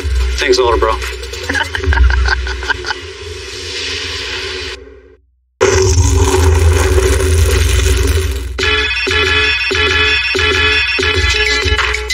Every year we have an open house at the shop. We got friends, family, old customers, and hopefully some new ones. And I can't wait to show them what we've been up to. It's always cool to, you know, have parties like this, have an open house, and just, you know, see what comes through the door. And For sure. Stuff like this is exactly what, you know, gets me excited. You know, you never know what's going to come through the gate, but you got to go see what's going on. How old is he? 4 months. 4 months?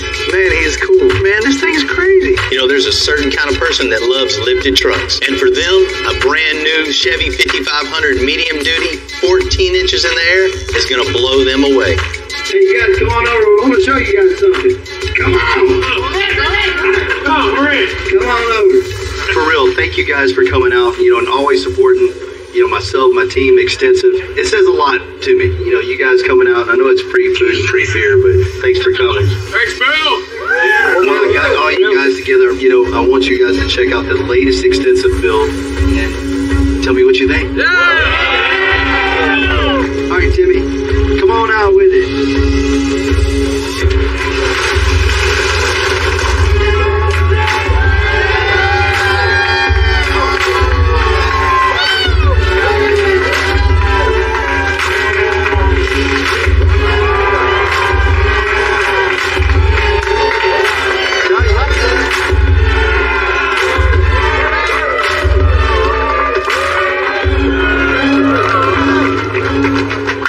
Example of just teamwork makes the dream work.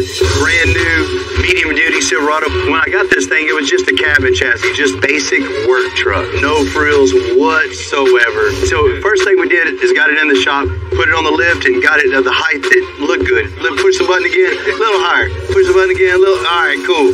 Get the axles down in the right spot and just build everything from the truck down to the ground. Starting out with the big, huge 4-link underneath this thing, big bags. This thing gets 14 inches of lift from all the way down to all the way up, totally adjustable. You know, if you're gonna have a big 4x4 truck like this, you gotta have some unique, cool wheels on this thing. 28-inch dually wheels with big 42-inch tall tires. You know, I wanted to go something totally different and do a utility bed. You know, nobody does a bed like this on a truck like this. Typical Bill fashion, when we got the bed, couldn't leave well enough alone. You think you can bolt the bed on this thing? Yeah, I never worked with Bill Carlton. He had to change up the whole bed, tail lights, side, added some speakers on the top. Well, if you're gonna have a stereo, you gotta have a stereo. I wanted like a wakeboard style stereo in the headache rack. Somebody behind me, they ain't gonna be able to hear either.